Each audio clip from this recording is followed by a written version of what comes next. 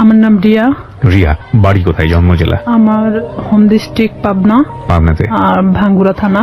আচ্ছা, এবং আপনি বর্তমানে বয়স কত আনুমানিক? বর্তমানে 24। 24। পেশায় কিছু করছেন? হ্যাঁ, আচ্ছা, কি করছেন? আমি এখন বর্তমানে পুলিশ ডিপার্টমেন্টে আছি। পুলিশ ডিপার্টমেন্টে আছেন, ঠিক আছে। বলুন। আমার শুরু যেটা থেকে মনে আছে আর জি। কি, যেখান থেকে আমরা ওইভাবে খুব একটা ধনী ফ্যামিলিও না, আবার খুব একটা যে গরিব ফ্যামিলি সেটাও না। আমার দুটা মা, আমার বড় মা মারা যাওয়ার পরে আমার মা। জি। তো সেখানে আমার ওই ঘরের 2 বোন আছে। জি। আমরা 1 ভাই 3 বোন, এই যে আমরা সর্বমোট 6 জন। আমার যে মা মারা গেছে সে অনেক ছোট রেখে, বাচ্চাদের রেখে মারা যায়। তো সেখানে আমার মাই তাদেরকে লালন পালন করে। আমরা কখনো বুঝতে পারি নাই যে তারা আমার সৎ বোন। আচ্ছা, আচ্ছা। এভাবে এখনো আমাদের এই ফ্যামিলিটা এভাবেই আছে। আমার বাবা কি করতেন? আমার বাবা কৃষক। আমরা যখন ছোট ছিলাম তখন আমার বাবা রিক্সাও চালাতো। তো সেখানে আমরা সার্ভিস লাইফে 3 জন আছি। আমি, আমার ছোট বোন আর আমার ভাই, 3 জনই আমরা পুলিশ ডিপার্টমেন্টে আছি। আমি বলি গর্বের বিষয় যে আমার বাবা একজন কৃষক কিংবা রিক্সা চালক হিসাবে আমাদেরকে যেখানে নিয়ে আসছে, এটা অনেক বড় বিষয়। নিশ্চয়ই। আমার বাবা অন্যের জমি চাষ করত, অন্যের জমি লিজ নিত, বর্গা নিত, নিয়ে চাষ করে আমাদের জীবনটা এভাবেই চলতো। কিন্তু কখনো আমরা যে 5 বোন 1 ভাই, আমার বাবা কখনো অন্যের কাছে হাত পাততে দেয়নি। আমরা যতটুকুন পাইতাম, কখনো আমরা বুঝি নাই অভাবটা, কারণ আমাদের বুঝতে দিত না। যে ঈদের সময় আসলে আমাদেরকে সবাইকে যেভাবেই হোক না কেন ড্রেস দিত। দেখা যেত আমার যে বড় বোন ছিল তাকে ড্রেস দিতেই হবে। তো আমি না এরকম আগে থেকেই ভাবতাম, আমার বাবা তো আসলে একজন কৃষক, সে আমাকে ঈদে দিলে পরের ঈদে হয়তো অন্যজনকে দিবে। কিন্তু আমার বড় বোনের মধ্যে এটা ছিল না। কিন্তু ও মানুষ হিসেবে খুব ভালো একটা মানুষ। কিন্তু সেখানে আমার ভাই তো বড় ছিল, আমাদের 3 বোনের বড় ছিল। ভাই তো ইচ্ছা করলে কিছু করতে পারতো, কিন্তু সে একটা অন্যরকম কোয়ালিটির। তার সাথে কখনো কথা বলা যেত না, রাগান্বিত, সে যেটা ভাববে সেটাই। ওকে। তো এরকম দেখা গেল যে সে যখন এসএসসি পরীক্ষা দেওয়ার পরে সে ফেল করে, কারণ অন্যরকম বন্ধু বান্ধবের সাথে মিশতো, বিভিন্ন করতো। তো বাবা অনেক করতো যে আমার তো একটাই ছেলে, আর ভবিষ্যৎ প্রজন্ম তো আমার এটাই। আমার বাবা দেখা যেত আমার ওই 2টা বোনকে বিয়ে দিয়ে দিছে, আমার বড় মায়ের, আর আমার বোন যেটা বড় তাকেও বিয়ে দিয়ে দেয়। তো দেখে আমার চাচা কিংবা আমার ফুপারা সবাই মিলে ভালো ভালো দেখে বিয়ে দিছে। ওকে। দেওয়ার পরে তো এখন থাকলাম আমি। আপনার বয়স কত তখন? তখন আমার বয়স 13। 13 বছর। আচ্ছা। তখন দেখা যেত বিভিন্ন সময় আমাকে বিভিন্ন ছেলেরা দেখতে আসতো, কিন্তু এটা আমি পছন্দ করতাম না।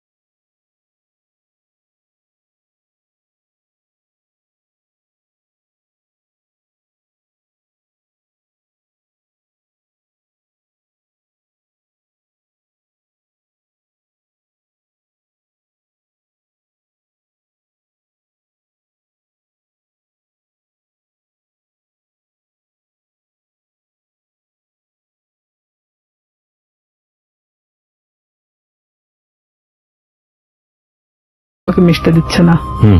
আমি তার সাথে মিশতে থাকি। আমি যখন 8-এ উঠবো সেই সময় রূপা হঠাৎ করে একদিন মানে ঘুমের ট্যাবলেট খায়। মানে আপনি জানতেন না ওর ঘুমের ওষুধ খাওয়ার কারণটা কি? ওর ঘুমের ওষুধ খাওয়ার কারণটা আমি জানতাম, আগে থেকে জানতেন? আগে থেকে জানতাম, কিন্তু ও যে সেদিন খাবে এটা আমি জানতাম না। কারণ ওর বাবা নিজে থেকে দেখা যেত এমন এমন মানুষকে টাকা নিয়ে তার সাথে থাকতে বাধ্য করতেছে, যেটা হয়তো একটা মেয়ের পক্ষে সম্ভব না। সে যে রূপা এই জিনিসটা পছন্দ করতো না, আর তারপর ওর বাবা এটাকে বাধ্য করতো। ওর পুরো ফ্যামিলি ওকে বাধ্য করতো। তো সেখানে ও অনেক কান্নাকাটি করতো আমার কাছে আসে। তো এর মধ্যে ও একজনকে পছন্দ করতো, নাম হলো আনন্দ। উনি ছিল হিন্দু, রূপা মুসলমান। ও একজন বিবাহিত ছেলে ছিল। ভালোবাসার প্রলোভন দেখে অনেকদিন ওকে ইউজ করছে। আনন্দ ওকে মানে ফুললি না করে দেয়, তখনও এই কাজটা করছে। তো ও যখন এই কাজটা করবে তার কিছু সময় আগেও আমার কাছ থেকে ঘুরে গেছে। ও যে 2 দিন খাইছিল না এটাও আমি জানতাম না। তো এর মধ্যে গিয়ে ও তো ঘুমের ট্যাবলেট খেয়ে নিছে। নেওয়ার পর পরের দিন সকালবেলা রূপার মা আমাদের বাড়িতে আসছে। আমার মেয়ের কি হয়েছে, আমার ভাই ওখানে বসে তো বলতেছে ও ঘুম থেকে উঠতেছে না, ওর মুখ দিয়ে টিয়া বের হচ্ছে। আমি কিছুই জানতাম না তখন পর্যন্ত, বিষ খাইছে না ঘুমের ওষুধ খাইছে না কি খাইছে। তখন আমি চলে গেলাম ওদের বাড়িতে। যাওয়ার পরে দেখি যে হ্যাঁ ওর মুখ দিয়ে অনেক গুলটানি বেরোচ্ছে। তখন আমি ওকে অনেক জাগানোর চেষ্টা করি, তো জাগে না। পরে আমি জানতামও না যে ও কি খাইছে। তখন ভাবতেছি যে কে আসলে হসপিটালে নিয়ে যাওয়া উচিত। ওর মা ওর বাবা কি করলো, ওকে উঠায় রাস্তায় ফেলে দিয়ে গেল যে তোর বেস্ট ফ্রেন্ড মারা গেলে তুই দায়ী। তখন আমার ভাই তো আমার ওখানে খুব মারলো। আমার বাবা আমাকে কখনো গায়ে হাত তোলেনি। আমার বাবা অনেক বকাঝকা দিল, গাল দিল যে কেন অনেকবার নিষেধ করা হয়েছে ওর সাথে মিশতে, কেন মিশলা। তখন আমি এটাও ভাবতেছিলাম যে আসলে আমার ভুল ছিল, কারণ সে কখন কি করে বসবে, তার লাইফে তো এতটাও ভালো মুহূর্ত নাই। তো ওই মুহূর্তের জন্য ভাবতেছিলাম। তো আবার এটাও ভাবতেছিলাম কোনো মানুষের তো জীবনের কারোর সাথে ডিসকাস করা দরকার, সে নাই আমাকেই বেছে নিয়েছিল। তখন আমি অনেক কান্নাকাটি আমি নিজে থেকেও করলাম, যেহেতু আমার ভাই আমাকে মারছে। কোন ক্লাসে তখন আপনি? আমি ক্লাস তখন 8-এ। ক্লাস 8-এ, ওকে। তখন আমি অনেক কান্নাকাটি করার পরে তখন তারপরেও আমি ওকে ছাড়তেছি না, যে ও যদি মারা যায় তাহলে তো এটা তো আমার প্রবলেম হয়ে যাবে। তো আমি আমার বাবাকে অনেক রিকোয়েস্ট করলাম, চলো আমাদের বাড়িতে নিয়ে যাই। এলাকার কিছু মানে ডাক্তার আছে যে ওই যে সাইকেলে করে মানে ডাক্তারি করে বেড়ায়, তো ওনাকে নিয়ে আসা হলো। তখন উনি বলতেছে যে আসলে ওকে হসপিটালে ভর্তি করা উচিত, ওকে এখানে রাখলে মারা যেতে পারে। তখন আমরা নিজে থেকে তাকে হসপিটালে ভর্তি করি। তার 3 দিন পরে সে একটু স্বাভাবিক হয়। তখন আমি ওকে ওখানে জিজ্ঞেস করি, রূপা কেন তুমি এটা করছো, আর তোমার জন্য তোমার ফ্যামিলি আমাকে হ্যারেস করতেছে। রূপা ও তো তখন খুব একটা ভালো কথা বলতে পারতো না। রূপা বলতেছে যে কেন আমাকে এই ধরনের কাজ করতে বাধ্য করা হয়। তো এখানে এলাকার লোকজনও ওনাদেরকে মানে এক ঘরে করে রাখছিল। যে লোকটার সাথে এটা করা হয়েছিল সে লোকটা এসে ওর বাবার চাপ দিছিল টাকার জন্য, যে যেহেতু তার মেয়ে এটা করবে না তাহলে তো 10,000 টাকা নিছে, টাকাটা তো ফেরত দিতে হবে। ও যখন ঘুমের ট্যাবলেটটা খাইছে, খাওয়ার আগে অনেক মারা হয়েছিল, পুরো শরীরটা ফাটানো ছিল। পরে ও আমাকে বলল যে দেখ আমাকে এভাবে মারছে, আমি কেন বাইসে থাকবো। তা আমি ওকে ডিরেক্টলি এভাবে বললাম যে তুই ঘুমের ট্যাবলেট কেন খালি, তুই তো বাইসে আছিস, পারলে মারা যাতিস। তো এভাবে বেঁচে থাকার সে মারা যাওয়াটা অনেক ভালো না। তো ওরা হলো 2 বোন, সেখানে আমার বাবা যদি 5টা মেয়েকে পালতে পারে, সে কেন 2টা মেয়েকে পালতে পারবে না। তার বাবার জমি আছে, কিন্তু আমার বাবার তো কোনো জমি নাই। তাকে আমি এই কথাগুলো বোঝাতে থাকি যে রূপা দেখো তুমি নিজে থেকে এখন নিজেকে দাঁড়ানো শেখো। তো সেখানে রূপা বাড়িতে আসে, মানে ও ওখান থেকে চলে যাওয়ার সিদ্ধান্ত নেয়, যেখানে ইচ্ছা চলে যাবে। তখন আমি বলি না, এটা অসম্ভব। আমার মাও বলে যে আমার মেয়েকে যেখানে জড়ানো হয়েছে সেখানে তো তুমি এখান থেকে চলে গেলে তখন তারা আরো পেয়ে বসবে। তুমি তোমার বাড়িতে যাও, বাড়িতে যাওয়ার পরে সবার সামনে বলো যে আমি এই ফ্যামিলিতে থাকতে চাই না, তারপরে তুমি যেখানে ইচ্ছা চলে যাও। পরে তাকে আমরা বাড়িতে নিয়ে আসি। নিয়ে আসার পরে আমার বড় চাচা, তারপরে এলাকার কিছু লোকজন, চেয়ারম্যান নিয়ে তার বাড়িতে যাওয়া হয়। যাওয়ার পরে মানে রূপা এক কথায় বলে যে আমি এগুলো করতে পারবো না, যার কারণে আমি সুসাইড করতে চাইছি। তো এখানে তো আসলে রিয়ার সাথে কোনো ইয়ে ছিল না, ও আমার সম্পর্কে জানতো এটাই। তখন ওর ফ্যামিলির সামনে, সবার সামনে যখন এই কথাটা বললো, বলার পরে তখন ওর ফ্যামিলি বলতেছে যে না, ওকে ফুসলাইছে, ও ঠিক আছে আমাকে দোষ দিচ্ছে। ও সবার সামনে বললো না ওর কোনো দোষ নাই, আমি আজকে থেকে এখান থেকে চলে যাবো, আমার যেখানে ইচ্ছা চলে যাবো, আমি এই ফ্যামিলিতে থাকতে চাই না। তখন ও নিজের ইচ্ছায় ওর বাসা থেকে ওর কাপড় চোপড় যা ছিল নিয়ে বের হয়ে চলে যায়। তো সেখান থেকে আমি এক কথায় যে নিঃসঙ্গ হয়ে পড়ি, একা। তখন দেখা যাচ্ছে যে আমার ভাইয়ের সাথে একটা ছেলে পড়তো, ছেলেটার নাম হলো শামীম। ওকে। তো এই শামীম, আমি তাকে তখন ভাই বলে ডাকতাম, যেহেতু আমার ভাইয়ের ফ্রেন্ড। ওকে। তো আমাদের বাড়িতে অনেক আগে থেকে উঠা বসা, সেটা আমি বলতে পারবো না যে কবে থেকে। আমার মনে হয় যে জ্ঞান হওয়ার পর থেকে তাকে দেখতেছি। সে আমাদের বাড়িতে উঠা বসা করতো, আমি ওইভাবে কখনো তাকে দেখি নাই। আমি আবার কিছু জিনিস নিয়ে ভাবতাম যে আসলে আমার কিছু করা দরকার, পড়াশোনার খরচটাও বেড়ে যাচ্ছে, আর এখানে দেখা যাচ্ছে যে আমি নিজের পায়ে এখন থেকে দাঁড়াতে চাই। আচ্ছা। তো সেখানে আমার বাসাটা আসলে প্রপার থেকে 1 কিলো ভিতরে, মানে Okay. খুব একটা দূরে না। ওকে। মাঝখানে একটা অফিস আছে, ডিশ লাইন অফিস। তো সেই ডিশ লাইন অফিসে মেয়েদেরকে নিয়োগ দেওয়া হচ্ছিল যে তারা বিল কালেক্ট করবে। তো 4,500 থেকে 5,000 টাকা বেতন হবে। আমি যদি এই কাজটা করি তাহলে দেখা যাচ্ছে যে অন্তত আমি আমার নিজেকে নিজে চালাতে পারবো, এমনকি আমি একটু হলো নিজের লাইফটাকে বুঝতে শিখবো। জি। তো ওনারা বলতেছে যে তুমি, মানে আমাদের ফিক্সড বেতন হলো 4,500 টাকা, আমরা তোমাকে কিছু এলাকা দেব। সেই এলাকাটা নেওয়ার পরে তুমি যদি চাও যে হ্যাঁ আমি তার চেয়ে বেশি নিতে পারবো, তাহলে তোমার বেতনটা বাড়বে। আর যদি তুমি সেই এলাকার মধ্যেই থাকো যে এর চেয়ে আমি বেশি পারবো না, তাহলে তোমার 4,500 টাকার বেশি হবে না। আমাকে সব কথা খুলে বলা হয়। প্রথম মাসটা আমি 350 কার্ড নেওয়া হয়। 4টা এলাকায় 350 কার্ড ছিল, মানে 350 ডিশ লাইন ছিল। তখন আমার তো নিজের এলাকা, প্রপার থেকে আমার বাড়ি যতটুকুন দূরে এতটুকুনের মধ্যে সবকিছু। তো এক একটা বাড়িতে দেখা যাচ্ছে 2টা-3টা করেও ডিশ লাইন থাকে। তো 350 কাঠ খুব একটা বেশি জায়গা না। আমার ভাই এটা পছন্দ করতো না, কিন্তু আমার বাবা পছন্দ করতো। তো সেখানে আমি যখন এই কার্ড নিয়ে প্রথম বাড়ি বাড়ি যাই, তাদেরকে আমি বলে আসি যে দেখেন আমি তো প্রত্যেকদিন আসতে পারবো না, হয়তো একটা এলাকায় আমি একদিন করে ঢুকবো, আপনারা একটু টাকাটা রাইখে দিয়েন, বেশি তো না, 100 টাকা করে রাইখে দিয়েন, আমি এসে নিয়ে যাব। তো আমি এভাবেই যখন বিল কালেক্ট করতে থাকি, আমার দেখা যেত যে মাসে 2-3 দিন বের হলেই হয়ে যেত। আমি ইচ্ছা করলে আরো মানে জায়গা নিতে পারি। ডিশ লাইনে আপনি মেয়ে হয়ে হয়ে বিল কালেক্ট করতেন? কোনো হ্যাঁ, সমস্যা হতো না? আমাদের ওখানে সবাই মানে সব মেয়েরা করে সব কাজ? আচ্ছা আচ্ছা, ওকে, খুব ভালো তো। হ্যাঁ। তো আমি আমার স্কুল শেষ করে আমি যখন হাঁটে আসতাম ওই এলাকা দিয়ে, তখন আমি ওই বিল কালেক্ট করতে করতে চলে আসতাম। এটা শামীমের বাড়ির মধ্যেও পড়ছে আমার এলাকাটা। জি। তখন শামীমের বাসা তো ওই ডিশ লাইনের অফিস থেকে 200-300 গজ দূরে হবে। একদিন হঠাৎ করে শামীম আমাদের বাড়িতে আসে। উনি কি মানে সম্পর্কে কি হতো আপনাদের? সম্পর্কে আমার ভাইয়ের বন্ধু। আপনার ভাইয়ের বন্ধু হতো? হ্যাঁ। ওকে। ওইভাবে চিনা, কিন্তু আমি কখনো কথা বলতাম না। হঠাৎ যদি কথা বলতাম, মানে ভাইয়া হিসাবে কথা বলতাম। সে আমার 10 বছরের সিনিয়র ছিল। উনি আমাকে একদিন এসে খোঁজ করে আমার মার কাছে। মাকে এসে বলতেছে যে রিয়া কোথায়? তো আমার মা বলতেছে ভিতরে আছে। এখন আমাকে ডাক দিল, আমি আসলাম। তো বলতেছে যে তোমার নাম্বারটা দেওয়া যাবে? তো বললাম কেন? আমার মার সামনে বলতেছে। তো বললাম কেন? তো বলতেছে যে আসলে আমার তো 2 মাসের বিল দেওয়া হয় নাই, তো আমি তো এই মাসেও দিতে পারবো না, তো যখন দিব তখন তোমাকে আমি ফোন দেবো। তো বললাম ঠিক আছে। যেহেতু ভাইয়ের বন্ধু, সেখানে তো আমি কখনো এ ধরনের কোনো কিছুই ভাবিনি তাকে নিয়ে। আমাকে যেদিন নাম্বারটা নিয়ে গেছে তার পরের দিন রাত্রে ফোন দেয়। এটা হলো 2007 সালের ঘটনা। আমি তখন ক্লাস 8-এর শেষের দিকে। আমি ফোনটা রিসিভ করলাম, রিসিভ করার পরে সে কথা বললো না। আর আমি ওনার নাম্বারটা চিনতামও না, কথা বলে না। তো 2-3বার আমি ফোনটা রিসিভ করলাম। রিসিভ করার পর তখন রাত 12টা বাজে। আর 2007 সালের ওদিকে 12টার পরে যে 25 পয়সা মিনিট ছিল, তো সেই সময় ও আমারে ফোন দিত। তো ফোন দিত, আমি কথা বলি যে কে কে এরকম বলতাম। আর তখন ওইভাবে আসলে ব্ল্যাক লিস্ট এটা সেটা বুঝতামও না। জি। তো ওইভাবে তো ফোনটা ব্ল্যাক লিস্টও করতে পারতেছি না। এখন আমি তো বারবার বলতেছি কি আপনি কথা বলেন না কেন? তো হঠাৎ করে অন্য একটা নাম্বার থেকে ফোন দিছে। তো এখন বলতেছে রিয়া আমি শামীম। আমি বলতেছি কোন শামীম? তো বলতেছে যে তুমি আমাকে চেনো না? আমি বললাম না। তো আমি তখন বুঝতে পারছি যে শামীম বলতে তো উনি হবে। তো আমি বলতেছি না, আমি তো ঠিক চিনলাম না, আপনি কে? তো বলতেছে যে আমি তোমার ভাইয়ের বন্ধু। তো আমি বললাম হ্যাঁ বলেন। তো এত রাত্রে ফোন দিছেন কেন? তো বলতেছে যে তোমার সাথে আমার কিছু কথা ছিল। তা আমি বললাম ঠিক আছে বলেন, সমস্যা নেই। তো বলতেছে যে তোমারে কেউ একজন পছন্দ করে।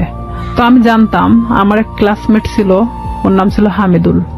তো ও আমাকে এর আগে ঠিক 4-5 দিন আগে আমাকে মানে প্রপোজ করে, যেটা আমি অ্যাকসেপ্ট করি না করাতে তো আমি ভাবলাম যে ওরই বাড়ির পাশের, আবার ভাবলাম যে হয়তো ওকে ওই কথাটা বলছে, যার কারণে আবার আমাকে এটা জানাচ্ছে। তো আমি বলতেছি আমি জানি যে কে। তো বলতেছে কে? তো বললাম হামিদুল। আমি ওকে পছন্দ করি না, ওকে নিষেধ করে দিন, ও যেন আমাকে এই ধরনের মানে প্রস্তাব আর না দেয়। তখন বলতেছে আমি তো এটা জানতাম না যে হামিদুল তোমাকে পছন্দ করে। তাই আমি বলতেছি তাহলে আপনি কার কথা বলতেছেন? তো বলতেছে যে আমি আমার নিজের কথাই বলছি। সে ডিরেক্টলি এভাবে বলতেছে যে আমি আমার নিজের কথাই বলতেছি। সে যখন এইভাবে বলতেছে যে আমি আমার নিজের কথা বললাম, তখন আমি এক মুহূর্তের জন্য চুপ হয়ে গেছি যে সে কি বলে, এটা কি আদৌ সম্ভব যে আমার ভাইয়ের বন্ধু, তারপরে আমার চেয়ে 10 বছরের সিনিয়র। তো আমি সেখানে না বলে দিই যেটা ভাই কখনোই সম্ভব না, কারণ আপনি বলা চলে যে একটা বড় ফ্যামিলির ছেলে, সেখানে আমি কিন্তু এটাতে রাজি না, আপনি অন্য কোথাও দেখতে পারেন। আমি ডিরেক্টলি ভাবে বলে দিলাম, কারণ তখন পর্যন্ত আমার মধ্যে ইচ্ছা ছিল যে আমি শুধুমাত্র বড়ই হব, নিজের লাইফে এমন কিছু করব যেটা হয়তো সবার কাছে আমি উঁচু গলায় বলতে পারবো যে আমি লাইফে এত কষ্টের পরেও এখানে এসে দাঁড়াইছি। তো সেখানে ওর সাথে আমি ওখানেই শেষ করে দেই কথা। শেষ করে দেওয়ার পর আমি ওকে বলি যে আপনি আমাকে কখনো ফোন দিবেন না, আর যদি ফোন দেন তাহলে কিন্তু আমার ভাইকে বলে দেব। তখনও বলে যে না, বলার দরকার নেই, আমি কখনো ফোন দিব না। পরে আমিও চুপচাপ থেকে যাই, যেহেতু এটা তার আর আমার মধ্যে কথা হয়ে গেছে, আর সে তো আমাকে ফোন দিবে না বলছে। তো পরে যখন ও তার 5 দিন পরে আমারে ফোন দেয়, আমি তখন একটা এলাকাতে ছিলাম, মানে বিলটা ওঠাচ্ছিলাম, সেই জি। সময় আমার ফোন দিছে অন্য একটা নাম্বার থেকে। তার যে কতগুলো নাম্বার ছিল আমি নিজেও বলতে পারি না, তার অনেক নাম্বার ছিল। সে Okay. বিভিন্ন সময় বিভিন্ন বিভিন্ন নাম্বার থেকে ফোন নাম্বার দিত। থেকে আমাকে ফোন দিত, আচ্ছা, আর বিভিন্ন ছেলেদের সাথেও কথা বলাতো, মানে হঠাৎ করে একটা অন্য কণ্ঠ। আমি যখন মানে বলতেছি কি আপনি, এটা সেটা জিজ্ঞেস করতেছি, তখন দেখা যাচ্ছে যে আবারও ফোনটা মানে নিচে নেওয়ার পরে বলতেছে আমি অমুক। তা আমি যখন বললাম যে আচ্ছা আপনি এরকম কেন করতেছেন আমার সাথে, পরে ও এটা নিয়ে বলতেছে যে আমি সিরিয়াস, তোমাকে পছন্দ করি। তো আমি বললাম ঠিক আছে, পছন্দ যখন করেন, এটা তো আসলে পছন্দের বিষয় হলো এমন একটা জিনিস থাকে, সেটা হলো যে কিছু জিনিস আছে যে সুন্দর, কিন্তু সেটা আমার জন্য না। ওকে। তো সেখানে আপনি একটা বড় লোক ফ্যামিলির ছেলে, আপনার সাথে সম্পর্ক হওয়া এটা আমার জন্য অনেক ওই ছিঁড়া কাঁথায় শুয়ে লাখ টাকার স্বপ্ন দেখার মতো, এটা কখনোই সম্ভব না। পরেও আমাকে বলে যে না, আমি সত্যি সিরিয়াস বলতেছি, আমি তোমাকে খুব পছন্দ করি। পরে আমি পুরোপুরি সিম কার্ডটাই চেঞ্জ করে দিই, যে তার সাথে সম্পর্ক করা আমার মোটেও পসিবল ছিল না, এটা তো অসম্ভব একটা জিনিস। তখন আমাকে নেক্সট বার সে আমার সাথে মানে বাজারে দেখা হয় যখন, তখন আমারে বলতেছে রিয়া বিলটা নিয়ে আসিও। তো তখন আমি বলি যে এখানেই দিয়ে দেন, আমি তো এখানেই আছি, কার্ডটা আমার সঙ্গেই আছে, আপনি এখানেই দিয়ে দেন। তো বলতেছে না আমার কাছে তো এখন টাকা নেই, বাসায় যেয়ে নিয়ে আসো। তো আমি তো জানি বাসা তো এমন একটা জিনিস যেখানে সবাই থাকে, বাবা মা ভাই বোন সবাই তো আছে। ওকে। তখন ওনার 3 মাস পেন্ডিং ছিল, যে বিলটা উনি দিচ্ছিল না, ইচ্ছাকৃত ভাবেই সে দিচ্ছিল না। পরে আমি যখন ওর বিলটা আনতে যাই, তো আমি এরকম দরজার সামনে, ওদের রুমটা হলো বেলকুনির সাথে যে দরজাটা আছে, এটা হলো ওর ঘরের রুম, মানে ঘরের যে দরজাটা এটা, আর ভিতর দিয়ে একটা দরজা আছে যেটাতে ওর মা বাবারা ওই পাশ দিয়ে বের হয় সবসময়, আর ও এই পাশ দিয়ে বের হয়। তো আমি তো এখানে গিয়ে দাঁড়াইছি, দাঁড়ানোর পরে আমি যখন নক করি ও বের হয়ে আসে। বের হয়ে আসার পরে তখন আমি কার্ডটা বের করে বললাম যে ভাই বিলটা দেন। তখন আমি জানতাম না ওর বাসায় লোক ছিল না। বিরতি নেব প্রিয় শ্রোতা। এই পর্যায়ে আমরা ছোট্ট একটা বিরতি নিচ্ছি, মাত্র 4 মিনিটের বিরতি। আপনারা শুনছেন close up presence hello 8920 ABC radio FM 89.2 তে। আমি আরজি কিবরিয়া রয়েছে আপনার সঙ্গে, এবং রিয়া আজকে তার জীবনের গল্প এখানে বলছে। রিয়াকে দেখার জন্য বা কোনো কমিউনিকেট করার জন্য, কিছু বলার জন্য আপনারা আসতে পারেন আমার ফেসবুক পেজে। ফেসবুকের ঠিকানা www.facebook.com/kibriya.rj। আমি আবারও বলছি www.facebook.com/KEBRIA.RJ। পেজটি আছে আরজি কিবরিয়া নামে। Please like this page. ফিরে আসছি ঠিক 4 মিনিট পর। আসলে এখানে আরেকটা বিষয় যে ওর 6 বোন, হুম। 6 বোনই প্রাইমারি স্কুলের টিচার। তো দেখা যায় যে 9টার পরে ওদের বাসা থেকে ওর মা ওর বাবা ছাড়া কেউ থাকে না, এটা আমি জানতাম আগে থেকে। তো ওর এক ভাই, মানে ওকে দিয়ে 2 ভাই, ওর ছোট যে সে হলো ঢাকাতে কোনো একটা এই কম্পিউটার সফটওয়্যার ইঞ্জিনিয়ার। তো ও ওখানে বাড়িতে তো থাকে না, এখন স্বামী শুধুমাত্র একমাত্র বাড়িতে থাকে।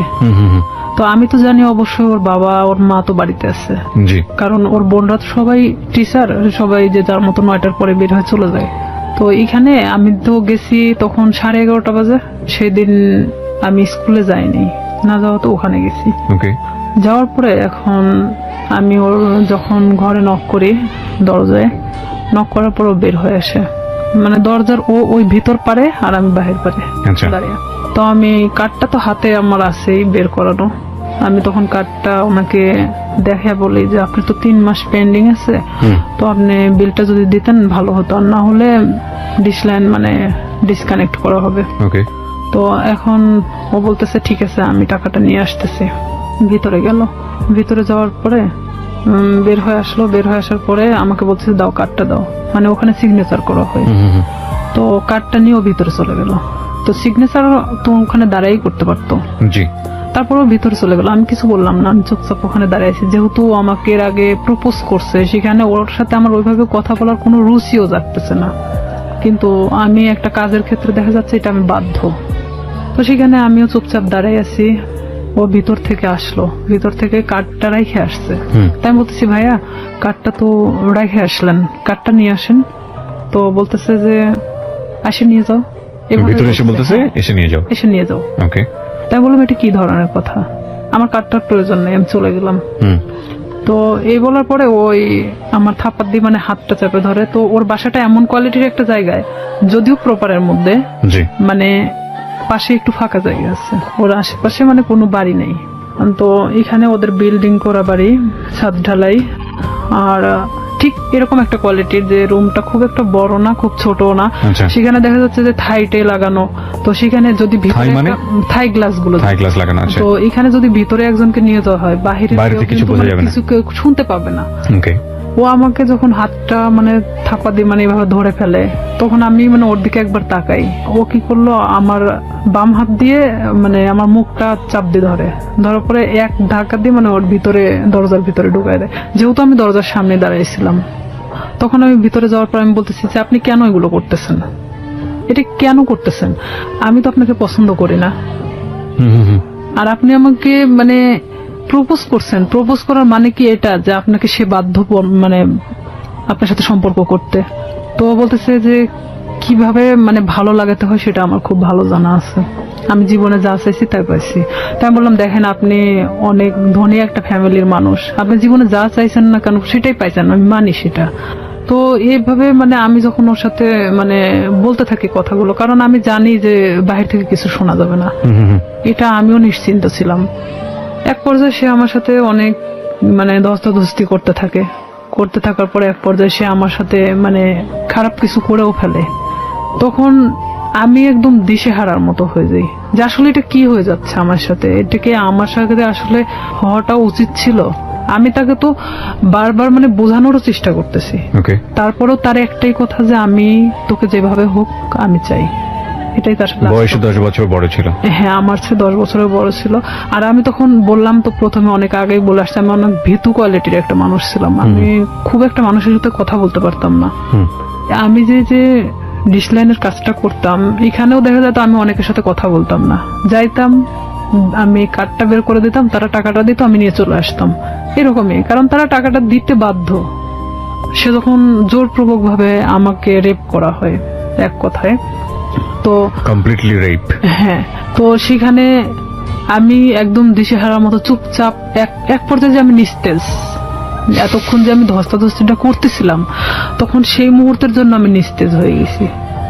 মানে আমি এক কথা বলা চলে আমার শরীরে কোনো শক্তি নেই, যে আমি যে কি কথা বলবো এখন, আমার ভাষা জ্ঞান মানে সবকিছু শেষ সেখানেই। তো ওখান থেকে আমি কোনো রকম বের হয়ে চলে আসি। বের হয়ে চলে আসার পরে আমি আমার ব্যাগটা আনতে ভুলে যাই, কারণ আমি যে কিভাবে চলে আসছি সেটা নিজেও জানেন না। আমার মনে হয় যে আমি নিজেও আসলে বলতে পারবো না যে আমি কিভাবে ওখান থেকে আসছিলাম, তবে আমার এটাই মনে হয় যে আমি কোনো না কোনো ভাবে বের হয়ে চলে আসছিলাম। তো সেই মুহূর্তে ও আমাকে আটকে রাখার চেষ্টাও করে নাই, আর আমি বের হয়ে চলে আসছি। ও শুধু দরজাটা খুলে দিয়েছে, আমি বের হয়ে আসছি, এটুকুনি। কিন্তু ওখানে যে আমার ব্যাগটা রয়ে গেছে, আমার কার্ডগুলো রয়ে গেছে, মানে এরকম কোনো জ্ঞান আমার মধ্যে ছিল না, কারণ এরকম শট আমি কখনো খাইনি যেটা ওই মুহূর্তের জন্য পাইছি। তখন আমি বাড়িতে চলে আসি ডিরেক্টলি। বাড়িতে আসার পরে আমার মা জিজ্ঞেস করে তোর ব্যাগ কোথায়। তো এখানে আরো একটা কথা, আমি আরেকজনের সাথে মিশতাম, সে আমার সম্পর্কে ভাগ্নি হয়, সাথী নাম। জি। সে অবশ্য 2013 সালে সুসাইড করছে, মারা গেছে সে। সাথীদের বাড়িতে আমি উঠা বসা করতাম মাঝে মধ্যেই। তো আমি মারা এভাবে বলতেছি, মা আমি মনে হয় সাথীদের বাড়িতে রেখে আসছি, কিন্তু আমি কিন্তু শিওর না, আমি এমনি তাকে বোঝানোর জন্য যে আমি সাথীদের ওখানে মনে হয় ব্যাগটা রেখে চলে আসছি।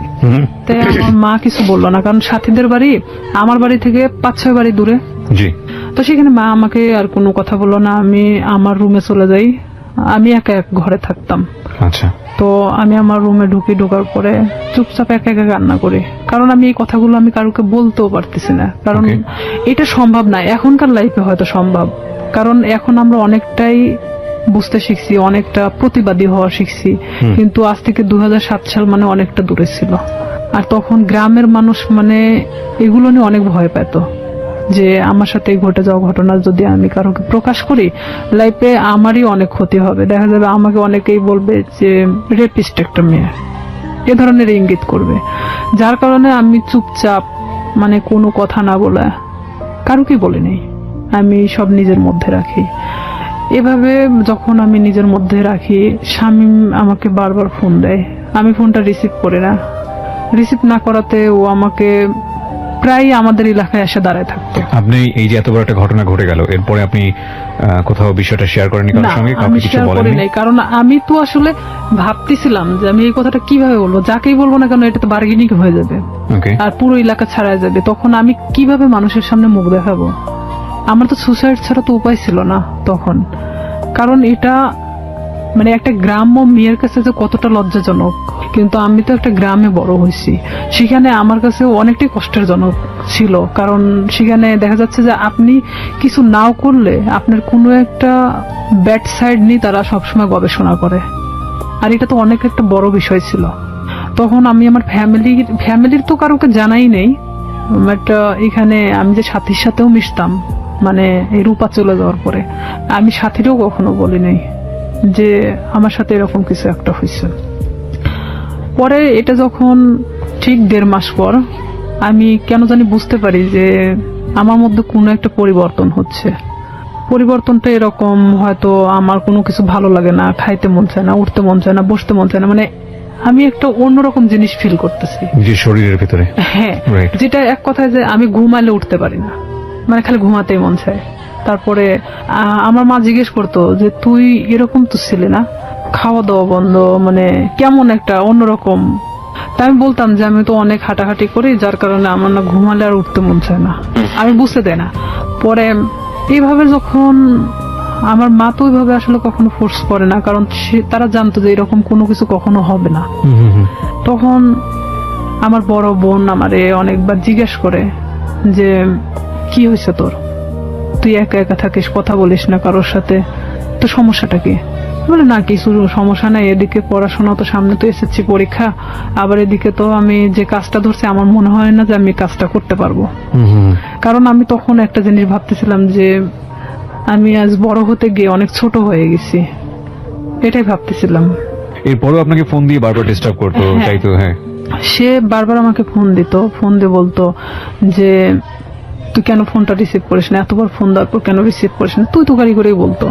আমি বলতাম দেখেন আপনি আমাকে কেন এরকম করতেছেন, এটা করার মানেটা কি? যা হবার তা তো হয়ে গেছে, আপনি তো একটা মেয়েকে ভোগ করার দরকার ছিল, করছেন। আমি এভাবেই বলি তাকে, তাহলে আর কি দরকার? তো সে আমাকে বলে না, কিন্তু আপনাকে আমার এই প্রশ্নটা আবারও করতে হবে। এত বড় একটা ঘটনা ঘটে যাবার পরে আপনি বাসায় শেয়ার করলেন না কেন, কাউকে জানালেন না কেন? শেয়ার করিনি আসলে, এটা আমি অনেকটা ভীত ছিলাম, যেহেতু আমার ভাই পূর্বে থেকে আমার সাথে ভালো সম্পর্ক না। এখানে যদি আমি শেয়ার করি দেখা যাচ্ছে যে অনেকটা আমার দিকেই গড়াবে।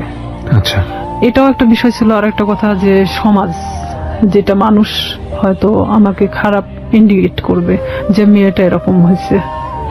হয়তো আমার প্রফেশনাল লাইফে আমি যেটা হতে চাচ্ছি দিস ইজ 100% সেখানে true. আমি আমার লাইফ নিয়ে সবসময় বেশি ভাবতাম। আমাদের সোসাইটিটাই ফরচুনেটলি এন্ড আনফরচুনেটলি এরকমই।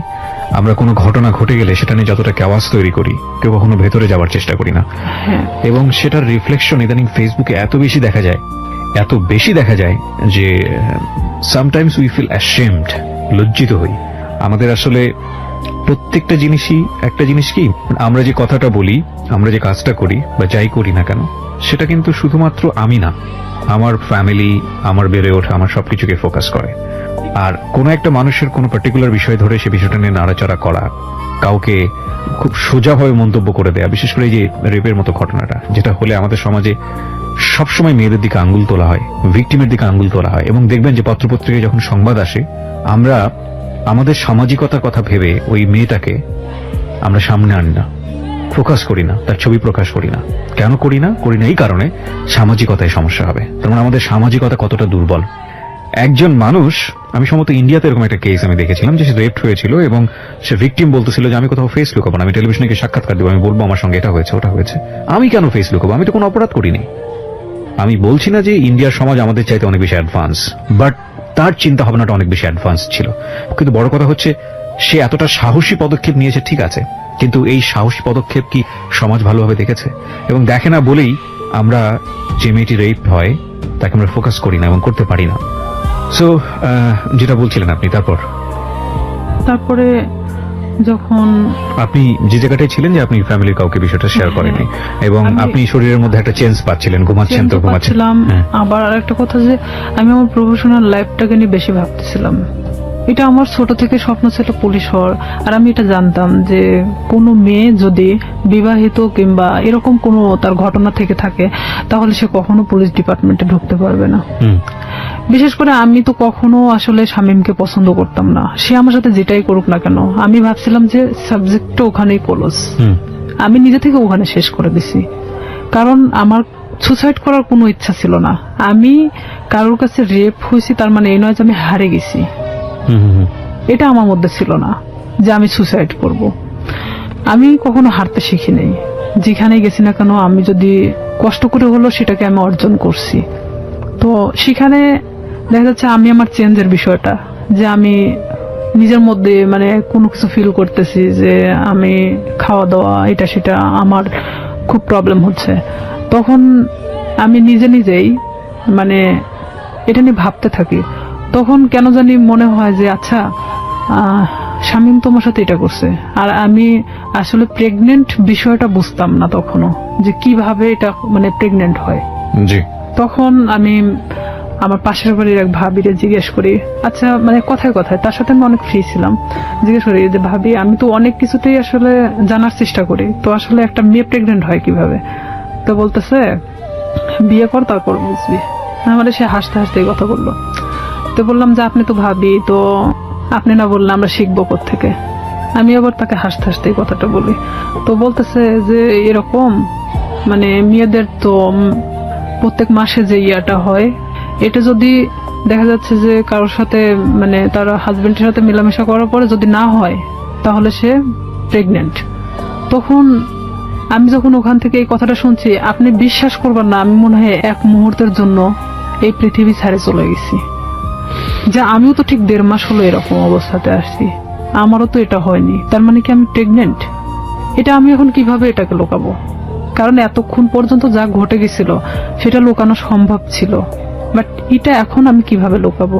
এটা কি আদৌ সম্ভব? আর তখন এক মুহূর্তের জন্য মনে হচ্ছিল যে আমার চেহারার মধ্যে একটা অন্যরকম ছাপ নামে আসে। তখন আমার ওই ভাবি বলতেছে তোর কি হয়েছে? আমি বললাম না আসলে শরীরটা কয়েকদিন ধরে ভালো লাগতেছে না, অটোমেটিক কেন জানি মনে হচ্ছে প্রেশারটা নামে গেছে। তো আমি তো ওখানে বসে পড়ি, প্রায় আমি আধা ঘন্টার মতো বসে মানে নিজে ভাবতে থাকি। আর আমার শরীরটা এত ঘামতেছিল, মানে এক কথায় যে আমি মৃত মানুষের মতো বসে আছি। তো তখন ভাবি যে এটাকে আমি কিভাবে সমাধান করব, আমি কিভাবে আমার ফ্যামিলিকে বলবো এখন, যেটা 1.5 মাস আগে ঘটে যাওয়া ঘটনা। আর এর মধ্যে কন্টিনিউ ও আমার সাথে এরকম যোগাযোগ রাখার চেষ্টা করে, কিন্তু আমি রাখি না। তখন ইচ্ছাকৃতভাবে আমি ওকে ফোন দেই হুম, হুম, হুম। ব্যাপারটা আসলে জানানোর জন্য। যে এটার কি কোনো সমাধান আছে কিনা, যদি হয় নিজে থেকে সমাধান করার মতো। কারণ আমি চাই না যে আমি আমার লাইফে কখনো থেমে থাকি কারোর জন্য। তখন ওকে আমি যখন ফোন দিয়ে বলি যে শামীম, আমি তো এরকম, আর এটা বিষয় তো আমি জানতামও না, তুমি তো আমার সাথে 10 বছরের সিনিয়র, তুমি যে আমার সাথে এটা করছো, যেটাই করো না কেন তুমি আমাকে বলতে পারতা যে এরকম হওয়ার সম্ভাবনা আছে, তুমি সেটাও আমাকে বলো নাই। তো এখন বলতেছে যে এখন তুই কি করবি সেটা তুই জানিস, সেটা আমি জানি না। তখন থেকে totally or SIM card of, মানে যখন আমি ব্যাপারটা ওকে জানাই তখন থেকে ওর সিম কার্ডটা টোটালি অফ করে দেয়। আমরা আরেকটা বিরতি নিচ্ছি রিয়া, তারপর সিমটা বন্ধ। হ্যাঁ, সিমটা তখন বন্ধ ছিল। আমি অনেক চেষ্টা করি, আমি সারা রাত চেষ্টা করি, কারণ সেই ছিল একমাত্র আমার লাইফের ঘটনা জানে, যেটা তার সাথে ঘটে যাওয়া। কোনো ক্রমে যদি আমাকে এটা থেকে মানে রেহাই দিত, তাহলে হয়তো আমি আমার সামনের লাইফটা হয়তো ভালোভাবে কাটাতে পারতাম। কারণ আমি গ্রাম্য মেয়ে হিসেবে আমি এটা কখনোই মানে ফ্ল্যাশ করতে পারতেছিলাম না, এটা আমার কখনো সাহসে কুলায় উঠতেছিল না। ওকে, যখন ওকে আমি বারবার ফোন দিতে থাকি, ওর ফোনটা সুইচ অফ তো সুইচ অফে, কোনো প্রকার ওকে আমি যোগাযোগ করতে পারতেছি না। তখন আমি ভাবলাম যে কোনো ভাবে এটা আমাকে পদক্ষেপ নিতে হবে। তখন পরের দিন সকালবেলা মানে আমি পুরোটাই আনবো না, এক কথায় যে মানে পাগল বলা চলে, আমার মা খাইতে বললো আমাকে, আমি না খেয়ে বের হয়ে গেলাম বাড়ি থেকে। হসপিটালের সামনে বসে আছি, কিছু ডিসপেন্সারি আছে সামনে বসে আছি, ওখানে বসে বসে ভাবতেছি যে আসলে কি করা যায়। ভাবলাম যে আচ্ছা এটা আমি টেস্ট করাই নেই আগে, যে আসলে কি আমি প্রেগনেন্ট কিনা, অযথা এটা নিয়ে আমি কেন ভাবতেছি, নিজে পরীক্ষা করে দেখি।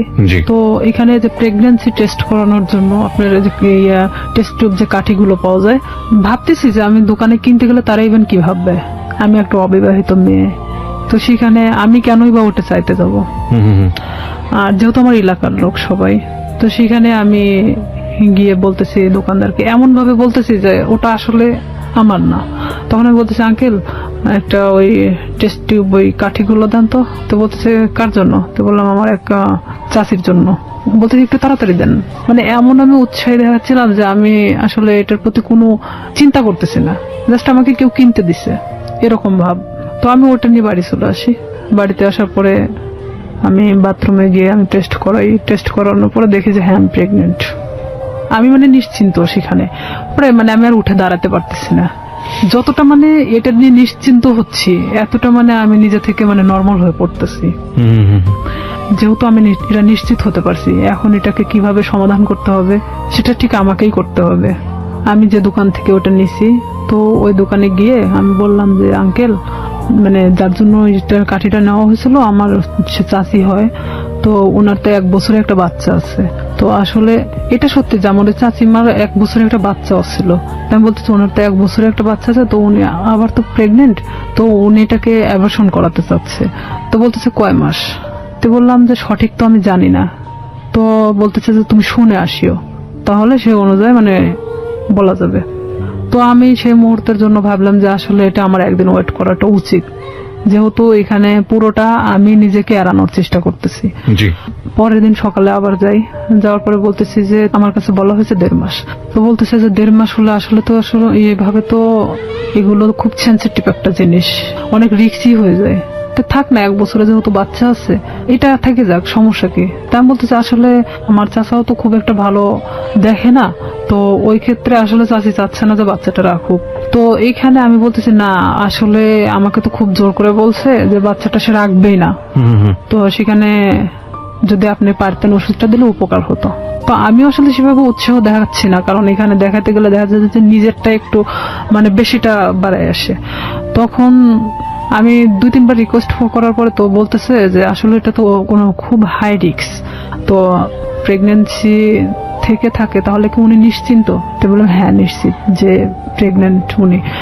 ওষুধ আমাকে দিল, দেওয়ার পর বলতেছে এই ওষুধগুলো ওনাকে 4টা ওষুধই একসাথে খেতে বলবেন, 12 ঘন্টার মধ্যে এটা অ্যাবর্শন হয়ে যাবে, কিন্তু ব্লিডিং হতে থাকবে। এটা কিন্তু ওনাকে এই ব্লিডিংটা নিয়ন্ত্রণ করার জন্য তাকে কিন্তু ট্রিটমেন্ট নিতে হবে, আমাকে এই কথা বললো। আমার চিন্তা যে আমি খাওয়ার পরে যদি অ্যাবর্শন হয়ে যায় তারপর আমি মারা গেলে যাক, বাঁচি মরি ওটার কোনো সমস্যা হ্যাঁ, নেই। আমি তখন চিন্তা করতেছি যে যেটাই হোক না কেন আমি যে কোনো ভাবে বোঝাতে পারবো তাদেরকে, যেটা আমার নর্মালি এটা আমার হয়ে গেছে। তখন আমি বাড়িতে চলে আসি। বাড়িতে আসার পরে আমি এই জিনিসটা রাত্রেবেলা খাই। খাওয়ার পরে আমার ঠিক রাত 12টা 12:30টার দিকে আমার পেটে অনেক পেন করে, অনেক ব্যথা করতেছিল। হুম। আমি কিছুতে মানে ঠিক থাকতে পারতেছিলাম না। এদিকে আমি তো আমার একা এক রুমে থাকি, আমি অনেক কান্নাও করতেছিলাম, কিন্তু কারোকে আমি বুঝতে দিচ্ছিলাম না তাহলে কতটা কষ্ট পাচ্ছিলাম ওই মুহূর্তের জন্য। তারপরেও আমি বারবার শামীমের ফোন লাগাচ্ছিলাম যে এখনো যদি ওকে আমি ফোনে পাই। ওকে আমি কোনো মতে ফোনে পাচ্ছিলাম না। ওকে মানে ফোনে দিয়ে আপনি কি করবেন? ওকে তো আপনি লাভও মানে করতেন না। আমার রাগ হচ্ছিল প্রচন্ড, যার কারণে আমি ওরা ফোন দিচ্ছিলাম। পরে এভাবে যখন রাত 12টা 12:30টার দিকে আমি বুঝতে পারি যে হয়তো আমার ইয়াটা হয়ে গেছে, তখন আস্তে আস্তে আমার ব্যথাটা কমে আসছিল।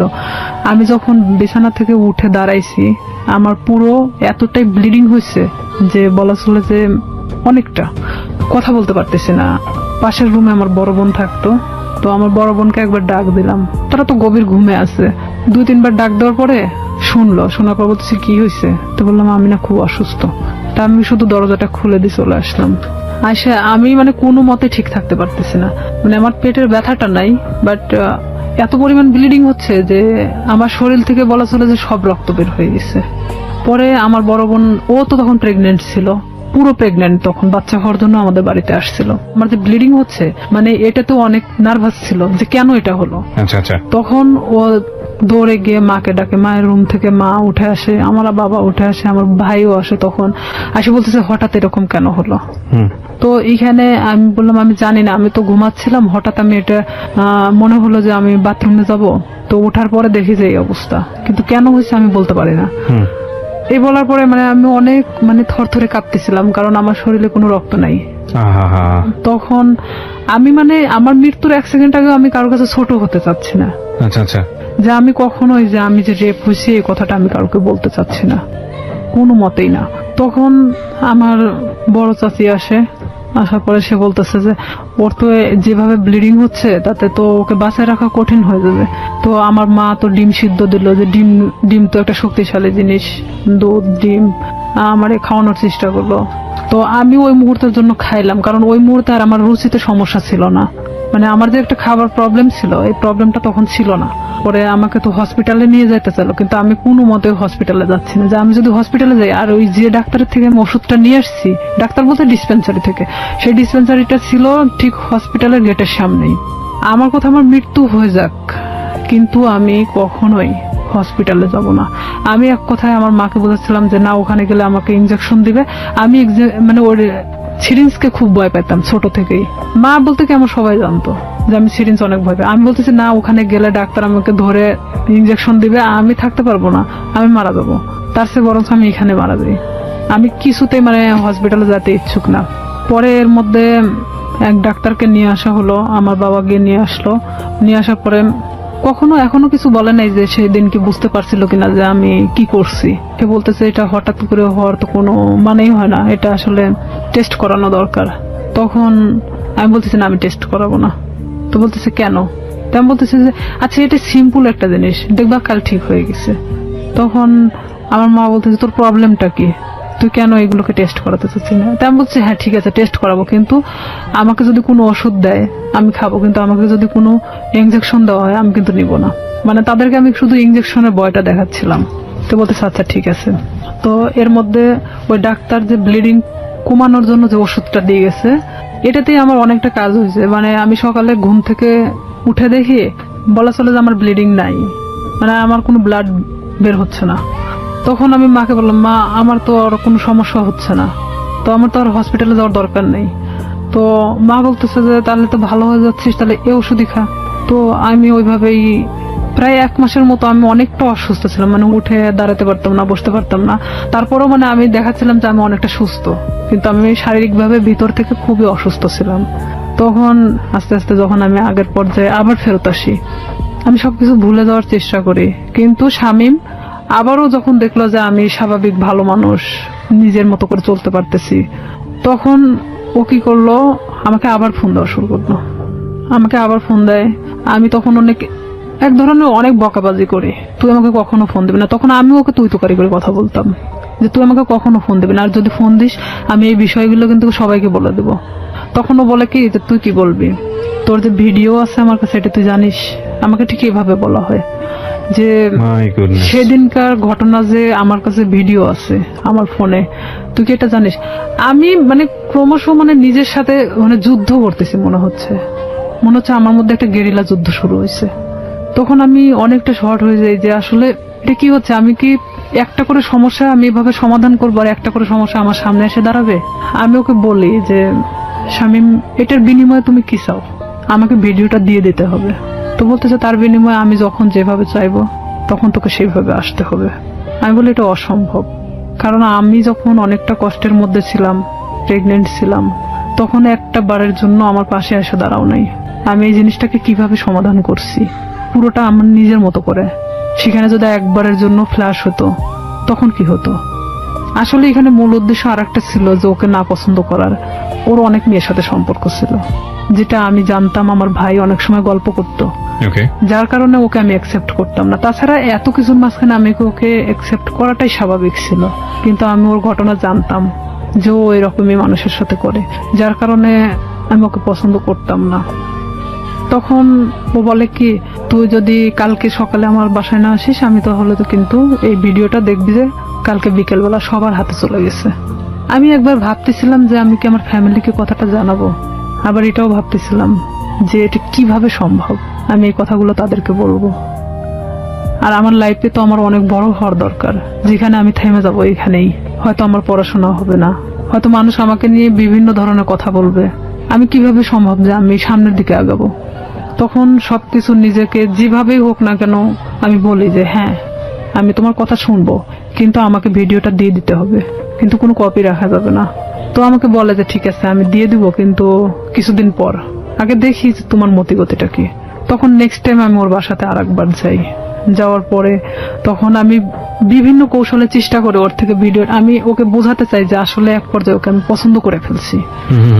তখন ওকে আমি এভাবে বলি যে ঠিক আছে ভিডিওটা আমাকে দেখাও, আমি নিব না, বাট আমাকে দেখাও, প্রয়োজন হলে তুমি আরো ভিডিও করো, সমস্যা নেই, কারণ এখন আমি তোমাকে পছন্দ করি। আমি তাকে ঠিক এভাবে বোঝাচ্ছিলাম যে আমি ভিডিওটা যে কোনো কৌশলে নিতে চাচ্ছিলাম। তখন এক পর্যায়ে ওর বাসাতে আমি 2 থেকে 3 বার যখন যাই, যাওয়ার পরে ওর এক ধরনের হয়তো বিশ্বাস হয়ে যায় যে আমি হয়তো তাকে পছন্দ করি এখন। তখন সে কি করে, ভিডিওটা একদিন আমাকে দেখাচ্ছিল, মানে তো সেদিন ওর বাসাতে ওর মা আছে, কিন্তু আমি পিছন দরজা দিয়ে ঢুকছি, আমাকে কখনো ভিতরে কথা বলতে দিত না।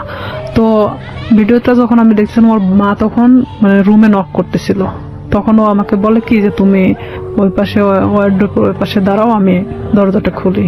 তখন ও ঠিক দরজাটা খুলে ওর মার সাথে কথা বলে, ও ফোনটা আমার কাছে রেখে চলে যায়। ওর মার সাথে যখন কথা বলতেছিল তখন আমি ফোন থেকে আমার মেমোরি কার্ডটা বের করে নিই, ও তখন আমি বুঝতে দেইনি, কিন্তু আমি জানতাম না যে ও সেটা কপি করে অন্য কোথাও রাখছে।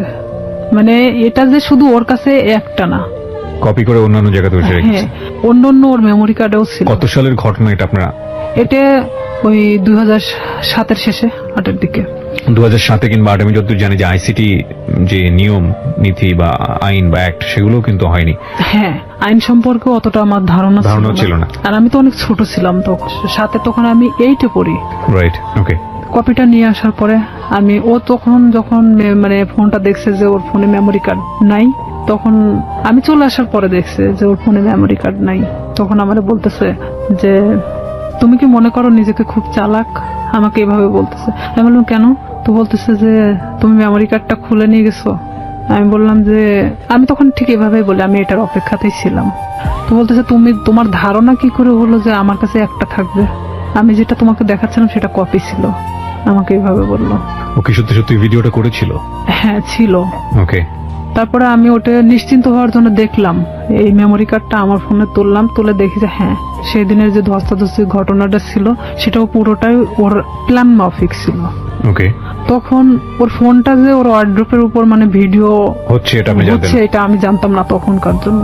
তখন আমি যখন মেমোরি কার্ডটা বাথরুমের মধ্যে ফেলে দেওয়ার পর আমি ভাবি যে এটা নিশ্চিন্তে শেষ, কিন্তু যখন আমাকে ফোন দিয়ে কথাগুলো বলা হয় যে তুই কি জানিস যে এটার আর একটা কপি আছে, তখন আমি না অনেকটা আবার হয়ে যায় যে আমি এখন এর প্রতি আবার কিভাবে বিশ্বাস ধরাবো।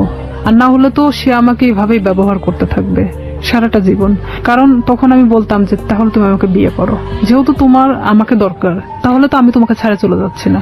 দেখুন, একটা মানুষ তার সামাজিক সম্মান বাঁচানোর জন্য কত বড় কত ভয়াবহ রকমের রিস্ক নেয়, অথচ আমরা একটা মানুষের সুযোগ পেলেই তার সামাজিক সম্মানকে জেনে না জেনে কিভাবে ক্ষতিগ্রস্ত করি।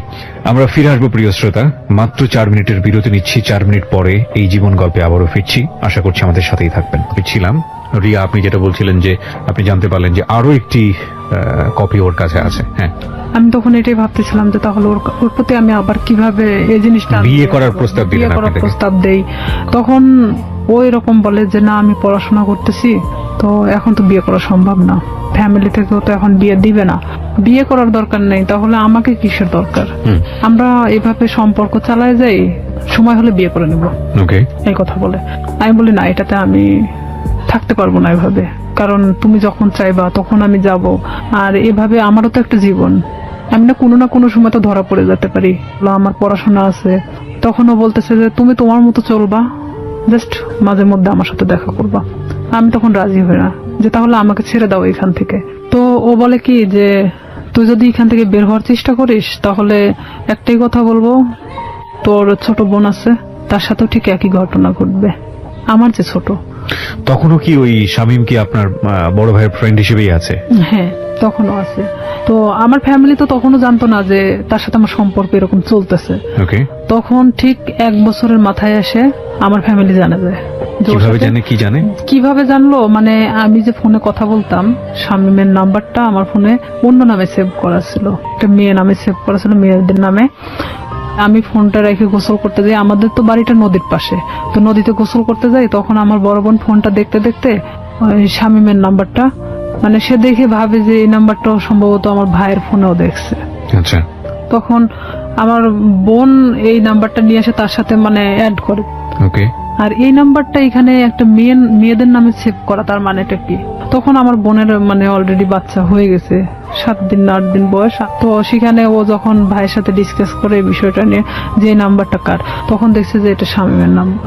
তখন আমি যখন বাড়িতে আসি গোসল শেষ করে চেঞ্জ করার পরে আমার ভাই আমাকে ডাকে, সে কিন্তু আমার সাথে কথা বলে না, ডাকতে বলতেছে যে এই নাম্বারটা কার।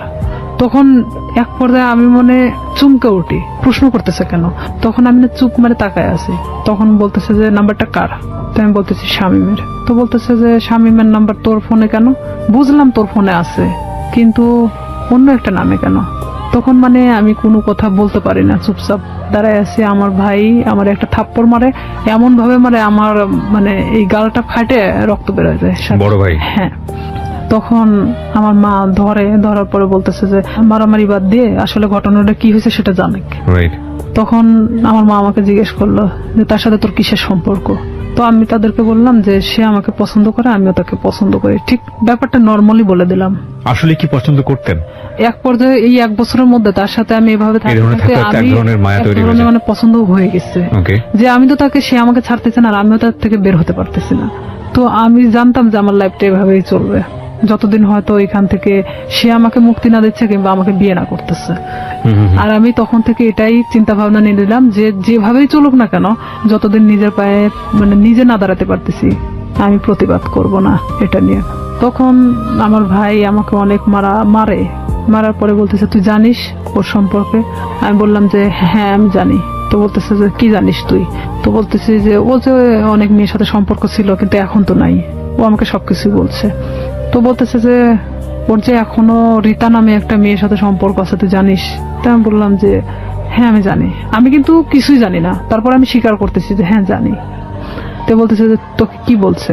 তো আমি বললাম যে হ্যাঁ তার সাথে নাকি সম্পর্ক ছিল এখন নাই।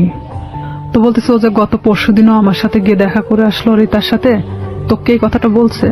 আমার ভাই কিন্তু নর্মালি আমাকে এভাবে জিজ্ঞেস করতেছে। তাই আমি বলতেছি হ্যাঁ আমাকে বলছে। তো আমি আসলে তাদের মধ্যে তাল পাকায় দিচ্ছিলাম এরকম যে শামীম যদি আমাকে বলে থাকে তাহলে রীতার সাথে কেন সম্পর্ক, তাহলে শামীম আমার সাথে তাহলে এ ধরনের কি ধরনের খেলা খেলতেছে। তখন আমার ভাই বলে যে তুই আরো একটা বিষয় শুনে রাখ, শামীমের সাথে তুই সম্পর্ক রাখিস না, যতই আমি তোকে মারধর করে যাই করি না কেন, তারপরেও তুই আমার বোন, ও আমাকে মারার জন্য তোকে বেছে নিছে। আমি বললাম কেন? তো বলতেছে যে একটা বিষয় নিয়ে ওর সাথে আমার গন্ডগোল হয়েছে, যার কারণে ও আমাকে এমন ভাবে মারতে চাচ্ছে যেটা মৃত মানুষের চেয়েও অন্যরকম একটা ইয়া। তো এখন আমি বলতেছি যে হ্যাঁ সেটা বিষয় আমি জানি, মানে এক কথায় আমি সবকিছু স্বীকার করতেছি যে আমি জানি। তখন এক পর্যায়ে আমি শুয়ে শুয়ে এটা ভাবতে থাকি যে আসলে আমার ভাইয়ের সাথে কি ঘটছে তার। তখন আমি শামীমরে ফোন লাগাই বলি, শামীম ভাইয়ের সাথে তোমার প্রবলেমটা কি? তো বলতেছে কি না তো কোনো প্রবলেম নেই। তাই আমি বললাম যে ভাই তো তোমার আমার বিষয় জানে গেছে, তো এইখানে এখন আমার মনে হয় যে বলে দেওয়াটা উচিত সবকিছু। তো বলতেছে যে না বলো না, এখানে সমস্যাটা হলো কি আমি তো পড়াশোনা করি, এখন যদি আমি তোমাকে বিয়ে করি, ও তখন এখন এক ধরনের নর্মালি মানে কথা বলতেছে, তোমাকে যদি আমি এখন বিয়ে করি তাহলে আমাকে কিন্তু গার্মেন্টসে থাকা ছাড়া উপায় হবে না, কারণ আমার ফ্যামিলি তোমাকে কখনোই মানে নেবে না। তারা চায় যে তার ছেলেকে বিয়ে দেবে একটা চাকরিজীবী মেয়ের সাথে। আমার রাগ ওঠে একটু যে তুই জানিস যে তোর ফ্যামিলি তোকে আমার সাথে বিয়ে দিবে না, এটা আমিও জানতাম, তাহলে আমার সাথে এটা করার দরকার ছিল কি?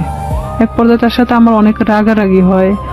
এটা 2008 সালের ঘটনা। তারপরে শামীম এক পর্যায়ে আমার সাথে একটা ব্রেকআপ সৃষ্টি করে। সে চাচ্ছিল যে আমি তার থেকে দূরে সরে যাই, আর আমিও তখন এক পর্যায়ে চাচ্ছিলাম যে আমি যে কোনো মূল্যে ওকে চাই। সে আমার জীবনটাকে নিয়ে এভাবে খেলতে পারে না, কারণ আমার ফ্যামিলি তখন জেনে গেছে যে তার সাথে আমার সম্পর্ক চলতেছে। তখন এক পর্যায়ে আমি আমার ফ্যামিলির সাথেও যুদ্ধ করি, আর এদিকে ও আমাকে কিন্তু যতটাই ভালোবাসুক না কেন আমার ফ্যামিলি থেকেও দূরে সরায় দিছে। দেখা যাচ্ছে আমার ফ্যামিলির বিষয়ে অনেক কথা বলে যে তোমার ভাই আমার থেকে দূরে সরানোর জন্য তোমাকে এই ধরনের হয়তো খারাপ কথা বলে আমার সম্পর্কে। তো আমি দেখতাম যে অবশ্যই আমার ভালোবাসার সম্পর্ক ফাটল ধরানোর জন্য তারা হয়তো এই ধরনের তার খারাপ বিষয়গুলো তুলে ধরে। তো এক পর্যায়ে আমার ফ্যামিলির সাথে কথা বলা বন্ধ করে দেই আমি। 2011 সালে ওর সাথে আমার ফুললি ব্রেকআপ হয়ে যায়, মানে ওর সাথে আমার কোনো প্রকার যোগাযোগ নেই। আর হঠাৎ করে মানে ও ফোনটা নক করে দিছে, কোনোভাবে খুঁজে পাওয়া যাচ্ছে না, মানে আমি অন্তত ওকে খুঁজে পাচ্ছি না। এক পর্যায়ে এলাকার এর মধ্যে সবাই জানে গেছে যে শামীমের সাথে আমার সম্পর্ক, কিন্তু এই যে পূর্বে যে ঘটনাটা যে সম্পর্কটা সৃষ্টি হলো কোথা থেকে এটা কিন্তু কেউই জানতো না। ব্রেকআপের পরে আমি দিশেহারা হয়ে যাই যে আমি এখন কি করব। তখন এর মধ্যে 2010 সালে তো আমি এসএসসি পাস করছি। অলওয়েজ সময় নিয়োগপত্র দেখে থাকি যে কখন কোথায় নিয়োগ দিচ্ছে। এক পর্যায়ে দেখি যে হ্যাঁ পুলিশে নিয়োগ দিচ্ছে, কিন্তু আমার বয়স হয়নি, 18 বছর পূর্ণ হয়নি। দিশেহারার মতো আমি একজন ঘুরি, এবং ঘুরতে ঘুরতে এক পর্যায়ে আমি ভাবি যে না আমার একমাত্র এখন বাঁচার উপায় আমার নিজেকে চালানোর মতো একটা লাইফ তৈরি করতে হবে। 2012 সালের সেপ্টেম্বরের দিকে একটা নিয়োগ হয় পুলিশ ডিপার্টমেন্টে। এর মধ্যে কিন্তু শামীমের সাথে আমার কোনো প্রকার যোগাযোগ নেই, কোনো প্রকার সম্পর্ক নাই। আর ওকে, কিন্তু মনের মধ্যে ভয়টা কাজ করে, না জানি কখন ভিডিওটা পাবলিশ করে দেয়, তাই কি? নাকি ও ভিডিওটার বিষয়টাও ছিল। আর একটা কথা যে এক পর্যায়ে আমি ওকে ভালোবেসে ফেলছিলাম। আর একটা বিষয় যে আমার এটা চিন্তা ছিল যে তুই যদি ভিডিওটা ফ্ল্যাশ করিস অন্তত আমি তোর গলায় ঝুলে যাব। আমি জানতাম যে তারপরে পাবলিসিটিতে এটা দেখাবে না। ঠিক আছে, তো ওর গলায় ঝুললে আমার কোনো আপত্তি নাই, ও যদি করে তো তখন তো আমি পুরোটাই এখন ওর গলায় ঝুলার জন্য মানে প্রস্তুত। এই জন্যই বলি জীবন নাটকের চেয়েও নাটকীয়। আমরা যে সরল রৈখিক চিন্তাটা করছিলাম, চিন্তা করে দেখুন এই যে ভিডিওটা নিয়ে স্বাভাবিকভাবে আমাদের যে চিন্তাটা এবং এই চিন্তার সাথে ওর চিন্তারও একটা মিল আমরা পাচ্ছিলাম, কিন্তু কিভাবে এটা টুইস্ট করলো। হিন্দি সিরিয়াল আসলে দেখার দরকার নাই। আমার মনে হয় যে নিজের এক একটা এরকম জীবন গল্প যদি জানা যায়, এটা সিরিয়ালের চেয়ে অনেক ভয়াবহ কিছু। ওকে, এটা ভাবতেছি যে ওর গলায় ঝুলে দেবো। তখন ও চাচ্ছে কি যে ভিডিওটা আমি কখনো ফ্ল্যাশ করবো না। ও নিজেই মানে ভিডিওটাকে শেষ করে দিছে, এমনকি আমার নাম্বার সবকিছু ওর থেকে শেষ করে দিছে। এক পর্যায়ে ওর নাম্বার যখন সব চেঞ্জ করে নিছে, তখন তো ওর সাথে কোনো যোগাযোগের কোনো ইয়ে নাই আমার। আমি তখন দিশেহারা একটা যে আমাকে এখন আমার লাইফের দিকে আগাতে হবে, যেভাবে হোক আমি একটা সরকারি চাকরি করব। 2012 সালে যখন এই সেপ্টেম্বরের দিকে এই নিয়োগটা হয়, আমার ভাই চাচ্ছিল না যে আমি পুলিশ ডিপার্টমেন্টে আসি, কারণ ও অনেক আগেই কিন্তু ডিপার্টমেন্টে যোগদান করছে। আমার ভাই না চাওয়ার কারণ একটাই, সে চাচ্ছিল যে আমি যদি পুলিশে ঢুকি নিশ্চিত আমি শামীমকে বিয়ে করব। আর আমার ভাই কোনো মতেই শামীমকে মানে নিতে পারতেছিল না। তাতে আমাকে ত্যায্য করতে তারা রাজি আছে, কিন্তু শামীমকে কোনো মতে তারা মানতেছে না, কারণ ও এর আগেও আমার ভাইয়ের জানা মতো অনেক মেয়ের সাথে এই ধরনের ঘটনা ঘটাইছে। কিন্তু আমার সাথে কি ঘটনাটা ঘটছে এটা তো আমার ফ্যামিলির এমনকি কেউই জানতো না। তখন আমার বাবাকে বললাম যে অমুক দিন তো নিয়োগ, তা আমি তো দাঁড়াতে চাচ্ছি। তো আমার বাবা বলতেছে যে আমার ভাইয়ের নাম তো বলতেছে পছন্দ করে না, আর এটা যদি আমি দাঁড়াতে সম্মতি দেই তাহলে দেখা যাবে যে এটা নিয়ে অনেক বাড়িতে এক ধরনের মারামারি শুরু হয়ে যাবে। তাই আমি বললাম যে যা হয় হবে, আপনি যদি আমাকে টাকা দিবেন, না দিলে আমি এমনিতেই যাব। কারণ আমার তো কোনো লোক ধরা নাই, আমি শুধু যাবো এই টাকাটাই চাচ্ছিলাম। তখন আমার বাবা আমাকে 2000 টাকা দেয়, আমি ওই টাকা নিয়ে পাবনা চলে যাই দাঁড়াতে। এক ইয়েতে আমাকে সিলেক্ট করে, কারণ আমি 5 ফিট 9 ইঞ্চি আর আমি একটা স্ট্রং বডির মানুষ। তো দেখার পরে আমাকে সবার পিছন থেকে নিয়ে যাওয়া হয়, ওখানে মাপে ওয়েটে সবকিছু দেখে আমি ঠিক হই। মেডিকেলেও দেখা যাচ্ছে আমার কোনো প্রকার সমস্যা নাই। যাই হোক, চাকরিটা হয় আপনার শেষ হ্যাঁ, পর্যন্ত? হয়। তারপরে আমার চাকরিটা হয়, ওখান থেকে আমি বাড়িতে আসি। বাড়িতে আসার ঠিক আধা ঘন্টা 1 ঘন্টা পরে আমার ফোনে ফোন আসে একটা আনওয়ান নাম্বার থেকে। ফোন আসার পরে ওইটাই ছিল শামীমের নাম্বার। তখন শামীম আমাকে বলতেছে যে শুনলাম তোমার নাকি চাকরি হয়েছে। তাই আমি বললাম হ্যাঁ। তো আমি বললাম যে এতদিন পর আমাকে আবার খোঁজ দেওয়া। তো বলতেছে আসলে আমি অনেক সমস্যার মধ্যে ছিলাম, আমার প্রত্যেকটা ফোন আমার ফ্যামিলি কেড়ে নিয়েছিল। মানে এটা কিন্তু পুরোটাই মিথ্যা নাটক, কথা। হ্যাঁ। আমি জানতাম, জানা সত্ত্বেও মানে আমি ওর সাথে আবারও কথা বলতে থাকি। ভালো লাগে আপনার? হ্যাঁ, যেহেতু আমি ওকে মনে প্রাণে চাচ্ছিলাম, আমি আবার ওর সাথে কথা বলতে থাকি। আমি এর মধ্যে ট্রেনিং এ চলে যাই, ট্রেনিং শেষ করি, ডিস্ট্রিক্টে যখন জয়েন্ট করি। এর মধ্যে ব্যারাক সিস্টেম, ব্যারাকে কিন্তু আমরা একটা ব্যারাকে অনেক মানুষ থাকি, সেখানে আপনি ফোন এখানে রেখে যেতে পারেন, বাথরুমে যাচ্ছেন, কোনো একটা কাজে বাইরে যাচ্ছেন, ফোনটা রেখে গেছেন। তো এখানে আমার পাশের বেডের একটা মেয়ে এই শামীমের নাম্বারটা নিছে, আমি জানতাম না। এখন কন্টিনিউ তার সাথে সে কথা বলে, আমি কোথায় যাচ্ছি, কি করতেছি সব আপডেট দেয়। হ্যাঁ, সে জানতো। আমি খালি ভাবতাম যে এটা অলৌকিক ঘটনা, যে আমি কই গেছি, কোন ড্রেস পরে গেছি, সে কিভাবে জানে। ওকে। তার সাথে কিন্তু আবার তাদের মধ্যে একটা ভালোবাসার সম্পর্ক সৃষ্টি হয়ে গেছে সেই Okay. মেয়েটার সাথে। ওকে।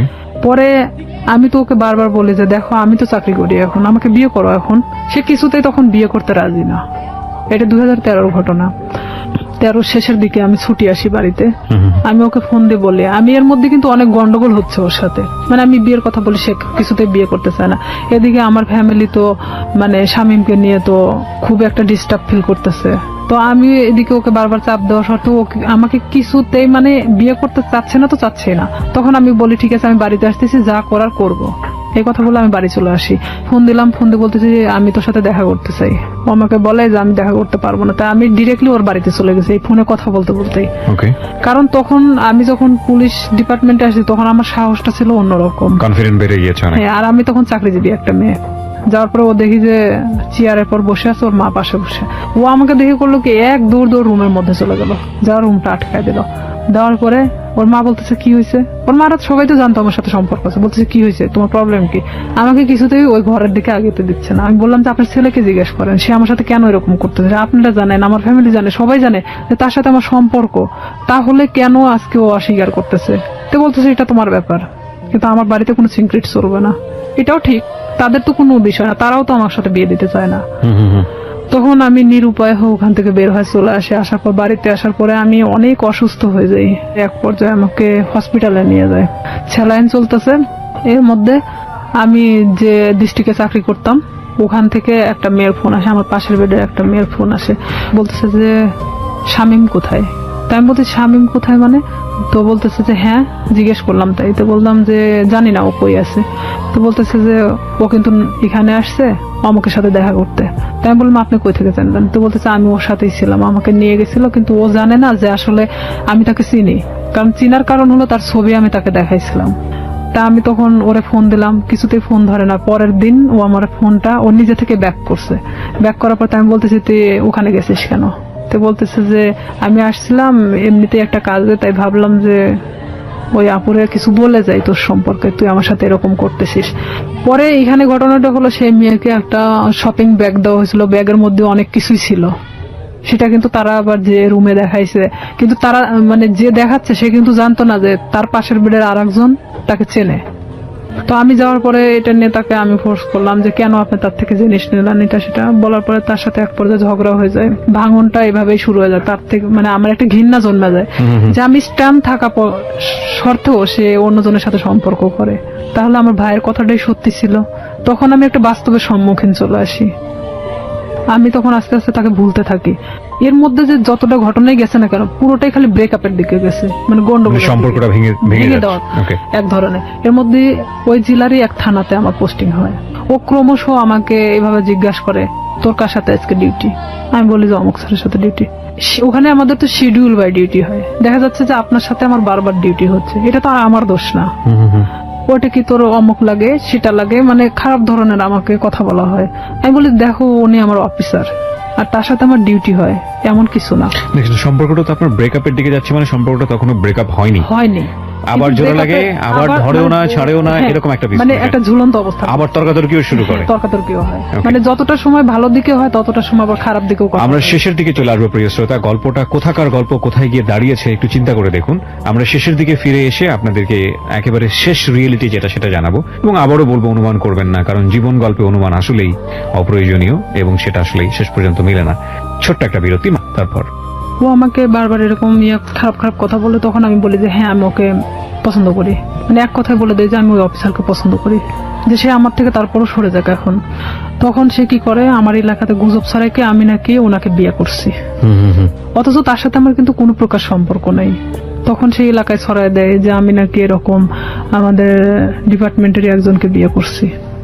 এই লোকও আস্তে আস্তে এই জিনিসটা জানা যায় যে সে এরকম বিয়ে করতেছে, কারণ তার সাথে আমি অনেক বিষয় নিয়ে ডিসকাস করতাম আগে থেকেই। তখন এই ব্যাপারটা এমন ভাবে দাঁড়ায় যায়, সে আমার এলাকার মধ্যে এমন ভাবে গুজব ছড়ায় দেয়। তখন ওর বিষয়ে আমি বাড়িতে এসে আমার ফ্যামিলিকে পুরো ঘটনা তখন বলি। বলার পরে আমরা থানাতে যাই, থানাতে গিয়ে আমাদের যে অফিসার আছে অফিসারের সাথে কথা বলে এটা বিষয়ে আমরা একটা পদক্ষেপ নেই। নেওয়ার পরে ও তো বাড়ি থেকে পালায় যায়, ওর ফ্যামিলির লোকজনও কেউ ছিল না, কারোকে ধরতে পারে না। পরে স্বামীকে ফোন দেওয়া হয়, মানে স্যার ফোন দেয়, ফোন দিয়ে বলে থানায় আসার জন্য। তো সে এক কথায় যে সে নিরুদ্দেশে, জীবনেও মানে তাকে ধরা ছোঁয়ার বাহিরে, এক কথায় এরকম। আপনি কি মামলাটা করেন নাকি শুধুমাত্র না, মামলা হয়? জিডি করি। জিডি করেন হ্যাঁ। আপনি? আচ্ছা। আমার কথা যে সে আমার জীবন থেকে সরে গেছে, চলে যাক, সমস্যা নেই, অন্যের উপর দোষ চাপাচ্ছে কেন? পরে সে আমার কাছে অনেক ফোন দিয়ে ক্ষমা টমা চায় যে আমি জীবনে তোমার লাইফ সম্পর্কে কিছু বলবো না, যা হয়েছে হয়েছে, তুমি এটা উঠায় নাও। তো একদিকে দেখা যায় যে ভালোবাসার ক্ষেত্রে আমি তুলেও দেই সেটা। পরে এটা নিয়ে যার কথা বললাম, যে অফিসারের কথা, এক পর্যায়ে সে আমাকে বিয়ে করতে চায়, যেটা সবাই জানে গেছে, ঠিক আছে আমি তোমাকে বিয়ে করব। আর সে কিন্তু ডাইরেক্ট সাব ইন্সপেক্টর। আমি জানতাম যে সে বিবাহিত না, সে এতদিনও আমাকে কিন্তু বলতো সে বিবাহিত না। ওকে, যেই ভদ্রলোকের কথা আপনি বলছেন তার সঙ্গে আপনার একটা রটনা চারদিকে হয়েছিল। চারদিকে মানে এটা শুধু শামীম ঘটাইছিল। ওকে, But তো উনি এটা- রাজি হয়েছিলেন এক পর্যায়ে আপনাকে বিয়ে করার রাজি জন্য? হয়েছিলেন এইভাবে যে তার সাথে আমার এর মধ্যে কিছুটা মানে সম্পর্ক এভাবে গড়ে ওঠে যে শামীম যখন এভাবে ছড়াচ্ছিল তখন আমার ডিপার্টমেন্টাল দিক থেকেও ওই যে মেয়েটার সাথে ওর কানেকশন ছিল, সে আবার আমার ডিপার্টমেন্টে এভাবে ছড়াচ্ছে আচ্ছা। যে আমি তাকে বিয়ে করছি। তা আমার ডিপার্টমেন্টে অনেকেই জানতো যে আমি তাকে বিয়ে করে ফেলছি। তো সেখানে দেখা যাচ্ছে সে আমাকে এক কথায় বলে দেয় যে যেটা ঘটে গেছে তাহলে আমি তোমাকে বিয়ে করব। ওকে, সে আমাকে তো আপনি পছন্দ বিয়ে করতো। করেন এক পর্যায়ে? এক পর্যায়ে আমি তাকে আমার ফ্যামিলির অনুমতি নিয়ে বিয়ে করি। আমি বলি এটা যে- আপনার জন্য একটা ভালোই প্রস্তাব ছিল আমি হ্যাঁ। বলবো। আমার ফ্যামিলি বলে যে হ্যাঁ ঠিক আছে, পছন্দ হলে বিয়ে করাটাই ভালো হবে, যেহেতু এটা গুজব ছড়াই গেছে। তখন আমি তাকে বলে যে ঠিক আছে ফ্যামিলিগতভাবে আমরা বিয়ে করবো। সে বলে যে আমরা এখন এভাবে তো ছুটি পাই না, তা আমরা নিজে নিজে করে নিই, পরে আমরা ফ্যামিলিগতভাবে ইয়ে করে নেব। তো এখানে আমি কিন্তু সেটা রাজি হয়ে যাই। ঠিক তার 1.5 মাস থেকে 2 মাসের মাথায় আমি জানতে পারি সে বিবাহিত, তার বাচ্চা বলছে। তখন যেটা সেই আপনি বিয়ের আগে তাকে জিজ্ঞেস করেননি? আমি জিজ্ঞেস করছি অনেকবার, কিন্তু বিয়ের আগে ওইভাবে আমি অতটা ক্লোজ ছিলাম না। ও তার কি সাথে। বলেছে যে না আমি বিবাহিত না? না, ও অনেকবার স্বীকার করছে যে আমি বিবাহিত না। তো জানলেন আপনি? জানার পর জানার পরে আমি তখন অনেকটাই কষ্ট পাই। কষ্ট পাওয়ার পরে কষ্ট পাবেন কি? আমি তো যতদূর জানি যে এটা একটা মানে মারাত্মক রকমের আইন ভঙ্গন, এবং এই হ্যাঁ। পুলিশের এত বড় একটা অনেক পোস্টে বড়। থেকে সে এই ধরনের কাজ করেছে, মানে তো তার ক্লোজ হয়ে যাওয়ার অনেক কথা। কষ্ট পাই। কষ্ট পাওয়ার পরে ওকে আমি বলি যে এটা আমার সাথে করার কি দরকার ছিল। বাট সাহসটা পাই কিভাবে? হ্যাঁ, সে সাহসটা পাইছে এভাবেই যে একটা ছেলে আমাকে এভাবে হ্যারাস করতেছে, তার সম্পর্কে তো আমি তার সাথে ডিসকাস করতাম। সেটা তো অন্য হিসাব, এটা তো ইনফর্মাল হিসাব। কিন্তু ফর্মালি তো যদি যায় তাহলে তো চাকরি ফর্মালিটি থাকবে হিসাবে না। সে এটাই ভাবতেছিল মেয়েটা তো এত কিছুর পরেও যেহেতু প্রকাশ করে নাই, তাহলে আমার ব্যাপারটাও হয়তো ওইভাবে প্রকাশ করবে না। ওকে, তার কিন্তু মধ্যে তার ফার্স্ট ওয়াইফ তো হ্যাঁ। ঝামেলা করতে পারে। কনফিডেন্স এরকম ছিল। আচ্ছা, তখন এরকম যখন আমি দেখলাম যে না, আইনার সাথে আমার সংসার করা সম্ভব না, তখন আমি কিভাবে আমার ফ্যামিলিকে বলবো আবার যে আমি বিয়ে করার পরে এখন সংসার করতে চাচ্ছি না। না সম্ভব না কেন ভাবলেন? শুধু এই বিয়েটা সম্ভব না মিথ্যার মানে কারণে? তার বাচ্চা আছে, 2টা বাচ্চা, অলরেডি 2টা বাচ্চা তার। ওয়াইফের সঙ্গে কথা হয়েছিল প্রথম? তার প্রথম ওয়াইফের সাথে আমি কথা বলছি। কি বলেন উনি? প্রথম উনি- ওয়াইফ জানতো বিষয়টা? ওনার প্রথম ওয়াইফ জানতো বিষয়টা কিরকম। ইনার সাথে যখন সম্পর্কটা হয়, বাট বিয়ে না এমনিতেই, তখন উনি আমাকে বলতো আমার ভাবির সাথে কথা বলো। আপনাকে ওনার ভবিষ্যতে হ্যাঁ, কথা বলতো? মানে ওনার ভাবি, মানে For what? ওনার কেন কথা বলতো? ওয়াইফ ওনার ভাবি সাজতো। তাহলে কি এখানে দেখা যাচ্ছে না যে ওনার ওয়াইফ ব্যাপারটা জানতো? ওকে, ব্যাপারটা শুধু আমি জানতাম না। ভাবির সঙ্গে কি বিষয়ে কথা বলতেন? ভাবির বিয়ের সঙ্গে বিষয়ে কথা কিভাবে বলতেন? বিষয়ে কথা বলতাম, আমি বলতাম যে আমি তোকে পছন্দ করি, বলে যে হ্যাঁ পছন্দ, সে তো আমাকে বলে যে তুমি ওকে পছন্দ করো, মানে অনেক বিষয় নিয়ে। আসল কথা এক কথায় যে একটা প্রেমিক প্রেমিকার মধ্যে একটা ভাবি আসলে যা হয়, সেসব কিছু একটা ওয়াইফ হলে তো কখনো মানা সম্ভব না আমার মতে। মানে ওনার ওয়াইফের সঙ্গে কথা হতো ঠিকই, কিন্তু আসলে আমি জানতাম ওনার ভাবি, ওনার ভাবি হিসেবে, এবং উনিও সেটাই বলতো যে আমি ওনার ভাবি হই। ওনার বাচ্চাদের সাথে আমি কথা বলতাম, কারণ আমি জানতাম যে ওনার ভাইয়ের বাচ্চা এগুলো। এক পর্যায়ে সে যখন আমি সংসার করব না, তখন বলে যে কেন করবা না, আমি কি এমন একটা কথাই তো ভুল বলছি, তো আমার তো তোমাকে পালার মতো সামর্থ্য আছে, এটা সেটা আমাকে অনেক কিছু বোঝায়। তাই আমি বলি ঠিক আছে, তাহলে আমি বাচ্চা কাচ্চা নিয়ে নিই, যেহেতু আমারও তো একটা লাইফ আছে। সে বলে যে না এখন বাচ্চা নিতে হবে না, এটা সেটা, মানে সে কোনো প্রকার আমাকে বাচ্চা নিতে দেবে না। তার মানে তখন কি আমি এটা বুঝবো না যে আমার লাইফের যত টাকা পয়সা আছে তারা আমার দিক গ্রাস করানোর চেষ্টা করতেছে? ক্রমশ সে আমার দিকে মানে টাকা পয়সা সবকিছু থেকে মানে আমার থেকে চাইতে শুরু করে। সে আমাকে দেওয়ার দূরের কথা, সে নিজেই আমার থেকে নিতে শুরু করে। ব্রেকআপ হতে হতে হতে হতে এখন লাস্ট পর্যায়ে আমাদের টোটালি ব্রেকআপ হয়ে গেছে। ওকে। এই পর্যায়ে সেই ব্রেকআপের পরে শামীম এসে করতেছে কি, আমার বিভিন্ন ফেসবুক আইডি খুলতেছে, বিভিন্ন ছবি আপডেট করতেছে, মানে যেখানে আমি কখনো ফেসবুক চালাই না সেখানে দেখা যাচ্ছে ফেসবুক চালানো হচ্ছে, মানে আমার নামে অনেক কিছু করা হচ্ছে যে আমি নাকি আবারও বিয়ে করছি, কিন্তু আবারও এলাকার মধ্যে এক ধরনের গুজব ছড়ানো হচ্ছে। অনেক কিছু আমাকে একদিক থেকে শামীম আবারও চাপের মুখে রাখছে। মানে মাঝখানের জীবনটা ছিল একরকম, আর ফার্স্ট লাইফ আর এই লাস্ট লাইফটা আবার আগের মতো। ওকে। তো এখানে আমি শামীমকে অনেক ফোর্স করি যে দেখ, আগে তো আমি অনেক নিরীহ একটা মানুষ ছিলাম, কিন্তু আমি আমার সার্ভিস লাইফ 5 বছর, এখন কিন্তু উঠে দাঁড়ানোর মতো শক্তি আমার আছে। তো আমার সাথে এমন কোনো কিছু করো না যেটাতে তোমারও ক্ষতি হবে বাট সবার ক্ষতি হবে। সো রাইট নাও আপনি যেটা বলছেন যে আপনি যাকে বিয়ে করলেন তার সঙ্গে আপনার ডিভোর্স, হ্যাঁ, এখন ডিভোর্স থেকে আপনি দিয়ে দিয়েছেন। হ্যাঁ, আমি নিজে আপনি কোনো আইনি অ্যাকশনও নেননি। আসলে কি নিব, নিয়ে লাভটা কি? আমি এটা করছিলাম যে তার নামে আমি জিডি করছিলাম, মামলা করার মানে সিদ্ধান্ত নিয়েছিলাম আমার ফ্যামিলি থেকে। পরে মানে যখন আমার ফ্যামিলি, আমার বড় জ্যাঠা বলে যে যা হবার তা তো হয়ে গেছে, এই জিডি মামলা মোকদ্দমা, তারা আসলে এক ধরনের সরল সোজা মানুষ, তারা চাচ্ছে যে আসলে এগুলো করার কি দরকার, যা হবার তা তো হয়ে গেছে। ওকে। সেখানে তো মামলার দিক থেকে দেখা যাচ্ছে যে সে আমাকে মিথ্যা বলে হয়তো আমাকে বিয়ে করছে, কিন্তু তারপর থেকে তো আমাকে সে মানে ছাড়তে চাচ্ছে না। মানে বিষয়টা জটিল আকার ধারণ করতে সবকিছু মিলিয়ে, এই জন্য আপনি আর আবার পরবর্তীতে আগান এখানে দেখা যাচ্ছে যে আমার লাইফেও অনেক ক্ষতি হয়ে যেত, যে ওনার ওয়াইফ যদি টোটালি না করতে যায়, তার সাথে আমার কোনো যোগাযোগ হয়নি, তাহলে সেক্ষেত্রে আপনি তাহলে প্রবলেমে সেক্ষেত্রে পড়তেন। উনি যদি আমাকে বিভাগীয় একটা মামলা দিত, আমি থাকতে আমার হাজবেন্ডকে সে ফুসলিয়ে বিয়ে করছে, তার হাজবেন্ডও হয়তো এই কথা বলে উঠতো যে আমাকে সে ফুসলাইছিল, কারণ তাহলে সেটার সেক্ষেত্রে কোনো আপনি প্রমাণ নাই। বিপদে পড়তেন। তো সেখানে দেখা যাচ্ছে যে আমার কথাগুলো ভিত্তিহীন ছিল, আমি সবকিছু ভাবে আবারও সেখান থেকে সবকিছু ক্লোজ করে চলে আসছি। এরপরেই কি আপনার পিছনে স্বামী আবার দৌড়দৌড়ি শুরু করে? হ্যাঁ, এখন ও আবারও আমার পিছনে। ওকে বিয়ে শাদী করেনি? ও বিয়ে করছে, বিয়ে করার পর বউ ছাড়া দিছে, তারপরে আবার আপনার পিছনে? হ্যাঁ, এখন ও চাচ্ছে যে আমি। এখন কি করছে? ফেসবুকে আপনার নামে স্ক্যান্ডাল তৈরি করার চেষ্টা করছে। ফেসবুকে স্ক্যান্ডাল তৈরি করাটা খুব সহজ এই কারণে যে আমরা যারা সাধারণ মানুষ আছি, যারা এই অনুষ্ঠানটা শুনছেন, বিশেষ করে তাদের মধ্যে অনেকেই আছেন তারা খুব সহজ সরল। তারা একটা স্ক্রিনশট দেখলেই মনে করেন যে না জানি কি আছে এর মধ্যে, এই ঘটনা ছি ছি ছি ছি ছি। যে আমাদের সবারই একটা বড় সমস্যা হচ্ছে, আমরা সবাই ফার্স্ট ইমপ্রেশনে চিন্তা করি। ফার্স্ট ইমোশন, রাস্তায় একটা ঘটনা ঘটছে, কেউ একজন মার খাচ্ছে, আপনার মনে হবে সে চুরি করেছে, সে কারণে সে মার খাচ্ছে, এবং দৌড় দিয়ে গিয়ে আপনি দুটো মেরে চলে আসলেন। এই যে মনে হওয়ার ব্যাপারটা, এটা আমাদের first emotion. First emotion maximum টাইমই রং থাকে। আমরা কখনো বিহাইন্ড দ্য রিজন কখনো চিন্তা করি না, কজ কিংবা প্রুফ বিহাইন্ড দ্য রিজন কখনো চিন্তা করি না। একটু ঠান্ডা মাথায় 2 মিনিট ভেবে যে ওটার প্রতি আমাদের রিয়াকশনটা কি হবে সেটা জানাই না। কোন একটা পোস্ট দেখলাম, ইচ্ছা মতো গালিগালাজ। কিছুদিন আগে, আমি নাম মেনশন করবো না, আমাদের খুব বিখ্যাত প্রিয় একজন ক্রিকেটার তার বোনকে নিয়ে ছবি দিয়েছে ফেসবুকে, সেখানে আস্তাগফিরুল্লাহ, মানে এত বাজে কমেন্টস। এই যে মেন্টালিটি গুলো না, এই মেন্টালিটি গুলোর প্রধানতম কারণ হচ্ছে আমরা ফেসবুকটাকে খুব হালকা ভাবে নেই।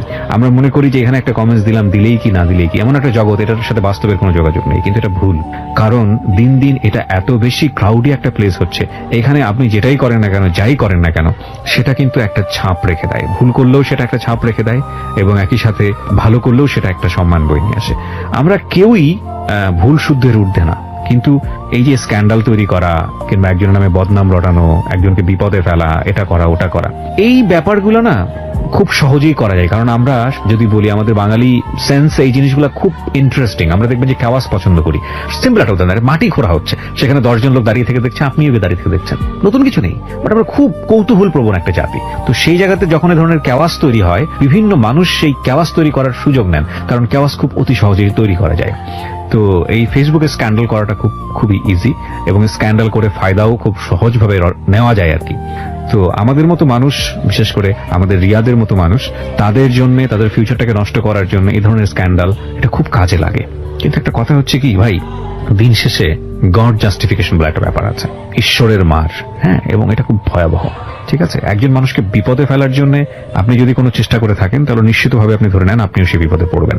আপনি মূলত আজকের এই অনুষ্ঠানে এসেছেন আপনার এই কথাগুলো খুলে বলার জন্য। আপনি একজন ভিকটিম, এবং আপনি যাদের হাতে আইন শৃঙ্খলা রক্ষা করার কাজ, তাদের মধ্যে কাজ করেও আপনি একজন ভিকটিম। আমি একজন victim। এবং আপনার পুরো পরিচয়টা আমি এখানে গোপন রেখেছি। আপনার যে নাম আপনি ব্যবহার করেছেন সেটা ছদ্মনাম আমি বললাম, এবং বাকি যাদের সঙ্গে ওনার সম্পর্ক তাদের কাউকে আমরা এখানে ফ্ল্যাশ করিনি বা এক্সপোজ করিনি। তার প্রধানতম কারণ হচ্ছে আমাদের সামাজিক অবস্থা। প্রচন্ড সম্মান আছে আমাদের যে পুলিশ বাহিনী, তাদের চেষ্টার প্রতি, তাদেরকে আমি রেসপেক্ট করি আমাদের এই অনুষ্ঠান থেকে। সেখান থেকে এসে আপনি সৎ সাহস নিয়ে আজকে এখানে এই বিষয়গুলো বলে গেলেন, এবং আপনি লাস্টে এই কথাটাও বললেন যে শামীমকে বিরত থাকার জন্য, নইলে আপনি বাধ্য হবেন কোন একটা অ্যাকশন নেবার জন্য। অ্যাকশন নিব বলতে নিছি তো অলরেডি অ্যাকশন নিয়ে নিয়েছে। অলরেডি ও আমাকে এমন ভাবে হ্যারাস করতেছে, দেখা যাচ্ছে 2 টাকার নোটের উপর আমার নাম্বার, বিভিন্ন জায়গা থেকে আমাকে ফোন দিচ্ছে, ফোন দিয়ে বলবে কি কয় টাকা দরকার, কয় টাকা দিয়ে থাকবেন, মানে এই ধরনের আমাকে কমান্ডস করা হচ্ছে। কি অ্যাকশন নিয়েছেন আপনি? ঈদের পরের দিন থানাতে যাওয়ার পরে আমি স্যারকে সব কথা খুলে বলি, মানে আবারও সেই জিডি করা হয়। জিডি মামলা করেনি? মামলা আমি আসলে করতে চাই না, যে মামলা করলে আমাকেও যেতে হবে তারিখে তারিখে, বেল পাই যাবে, ও ঠিকই আবার আগের মতো আরো হয়তো ভয়ঙ্কর হতে পারে। তো আমি সাধারণ জিডি করছি এর কারণে যে ওকে বোঝানোর জন্য।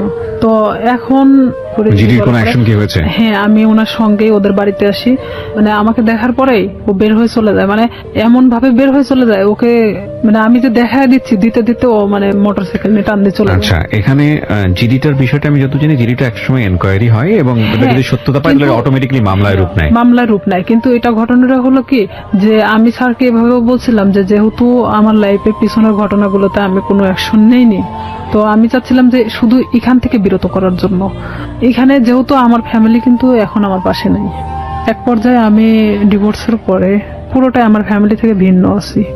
তো কেউ যেহেতু আমার পাশে নেই, সেখানে তো আর আমার লড়াই করে কোনো লাভ নেই। আমি চাচ্ছি যে সে যেন আমাকে ডিস্টার্বটা না করে, তাহলে তো আমি ফুললি আমার মতো জীবন যাপন করতে পারতেছি না। আমি আমার ফ্যামিলির উপর নির্ভরশীল, না আমি অন্য কারোর উপর। সবাইকে একটা বিষয় সতর্ক করছি, যারা আজকের এই অনুষ্ঠানটা শুনছেন, আমি জানি অনেকেই সতর্ক হবেন না, তারপরও 2-1 জন তো নিশ্চয়ই হবেন, সেজন্যই বলি, কোনো ধরনের কোনো ডকুমেন্টস বা কাউকে যদি আপনার মনে হয় যে আপনি তাকে হেয় করবেন, যে কোনো ভাবে হোক, সামাজিক ভাবে হেয় করবেন, সেই রকম কোনো ডকুমেন্টস যদি পাবলিকলি আপনি ওপেন করেন, ফেসবুকে হোক বা অন্য যে কোনো কোথাও হোক, আপনি যদি ওপেন করেন without his or her permission, যাকে আপনি এটা ওপেন করছেন, যাকে আপনি এক্সপোজ করছেন, যাই করেন না কেন, আপনি যদি তার অনুমতি ছাড়া এটা করেন, সেটা কিন্তু আইসিটি অ্যাক্টে আপনার এগেইনস্টে কঠিনতম একটা মামলা হয়ে যাবে। এবং আপনার কিন্তু কোনো জাস্টিফিকেশন নাই একটা মানুষকে, সে ভুল করুক বা অন্যায় করুক, ন্যায় করুক, তার কোনো প্রুফ দিয়ে আপনি সেটা ফেসবুকে একটা প্রচারণা চালাবেন। কারণ সামাজিক মর্যাদা যদি ক্ষতি হয়, সেই সামাজিক মর্যাদা ক্ষতির ঘানি কিন্তু আপনাকে টানতে হবে, এবং এগুলো কিন্তু নিয়ম আছে, আইন আছে। সুতরাং কোনো ধরনের মন্তব্য করা থেকে শুরু করে, কাউকে হেয় করা থেকে শুরু করে, এবং ফেসবুকে এমন কোনো কারো বিরুদ্ধে কোনো ডকুমেন্টস, সেটা প্রোপাগান্ডা ছড়ানোর জন্য হোক বা কারো বিরুদ্ধে কোনো ফায়দা নেবার জন্য হোক, যদি আপনারা কখনো এটা করে থাকেন কোনো মেয়ের বিরুদ্ধে, কোনো ছেলের বিরুদ্ধে, যার কোনো বিরুদ্ধে, তার মানে আপনি বিপদে আছেন। সুতরাং এটা প্লিজ করবেন না, কারণ সে যে কোনো মুহূর্তে আপনার এই বিষয়গুলোকে ইস্যু করে আপনার এগেইনস্টে মামলা করতে পারবে। আপনারা যদি মনে হয় এরকম কাজ করে কাউকে সামাজিকভাবে হেয় করবেন, তাহলে মোদ্দা কথা হচ্ছে আপনি নিজের বিপদ ডেকে নিয়ে আসছেন। সুতরাং সচেতন হন। আজকে হয়তো রিয়া জিডি পর্যন্ত থেমে আছে, কিন্তু আমি বিশ্বাস করি বাংলাদেশের পরিবর্তন আসছে। অনেক রিয়া জিডির কথা চিন্তাও করবে না, তারা সরাসরি মামলা দিয়ে বসবে, এবং এসব বিষয়ে মামলায় কিন্তু বাংলাদেশ সরকার খুবই খুবই খুবই অ্যাক্টিভ। অনেক ধন্যবাদ, আপনি এখানে সাহস করে এসেছেন। আপনার মাধ্যমে একটা মেসেজ আমি আজকে সবাইকে দিতে চাইলাম, এবং সেটা মনে হয় অনেকেই পেয়েছেন। আমরা সবসময় একটা কথা বলবো যে একজনের জীবন গল্প আরেকজনের শিক্ষা হোক। কাউকে কোনোভাবেই ছোট করাটা আমাদের মূল উদ্দেশ্য নয়, এবং মূল টার্গেটটাই হবে সে যেই হোক না কেন তাকে আলটিমেটলি সে যত যদি ভিকটিমও হয়, সে যদি কাউকে অপরাধও করে, তাহলে তাকে সঠিক পথে নিয়ে আসা এবং সেটা সুন্দরভাবে। একটা মানুষকে শাস্তি দেওয়াটাই মূল কথা নয়, একটা মানুষ যাতে শাস্তি না পায় তাকে সুন্দর করে বুঝিয়ে বারবার সেখান থেকে ফিরিয়ে নিয়ে আসা। উনি শামীমের ক্ষেত্রে সেটা করে যাচ্ছেন।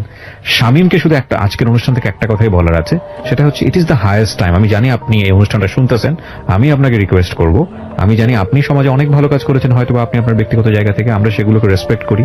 আপনি ওনার লাইফে যেভাবে লেগে আছেন, সেটা উনি যেটা বললেন সেটা যদি আমরা মেনে নিই যে সত্য, আমি জানি আপনাকে যদি বক্তব্য দিতে দিতাম তাহলে তো আপনার পক্ষ থেকে কোনো বক্তব্য ছিল, কিন্তু যেহেতু আপনারা স্বামী স্ত্রীর সম্পর্কে নাই, সুতরাং দুজনের জায়গা থেকে, ওনার জায়গা থেকে আমি যতটুকু সত্য নিয়েছি, এই জায়গা থেকে শুধু এতটুকুই বলার আছে, আপনি নিজেকে নিবৃত করুন, থামুন এখানেই, নইলে আপনার জন্য ভবিষ্যৎটা হয়তোবা সুখকর হবে না। কারণ উনি এরপরে হয়তো রেগে গিয়ে বড় কোনো স্টেপ নেবেন। আমরা চাই আপনারা সবাই ভালো থাকুন। আজকের মতো শেষ করছি প্রিয়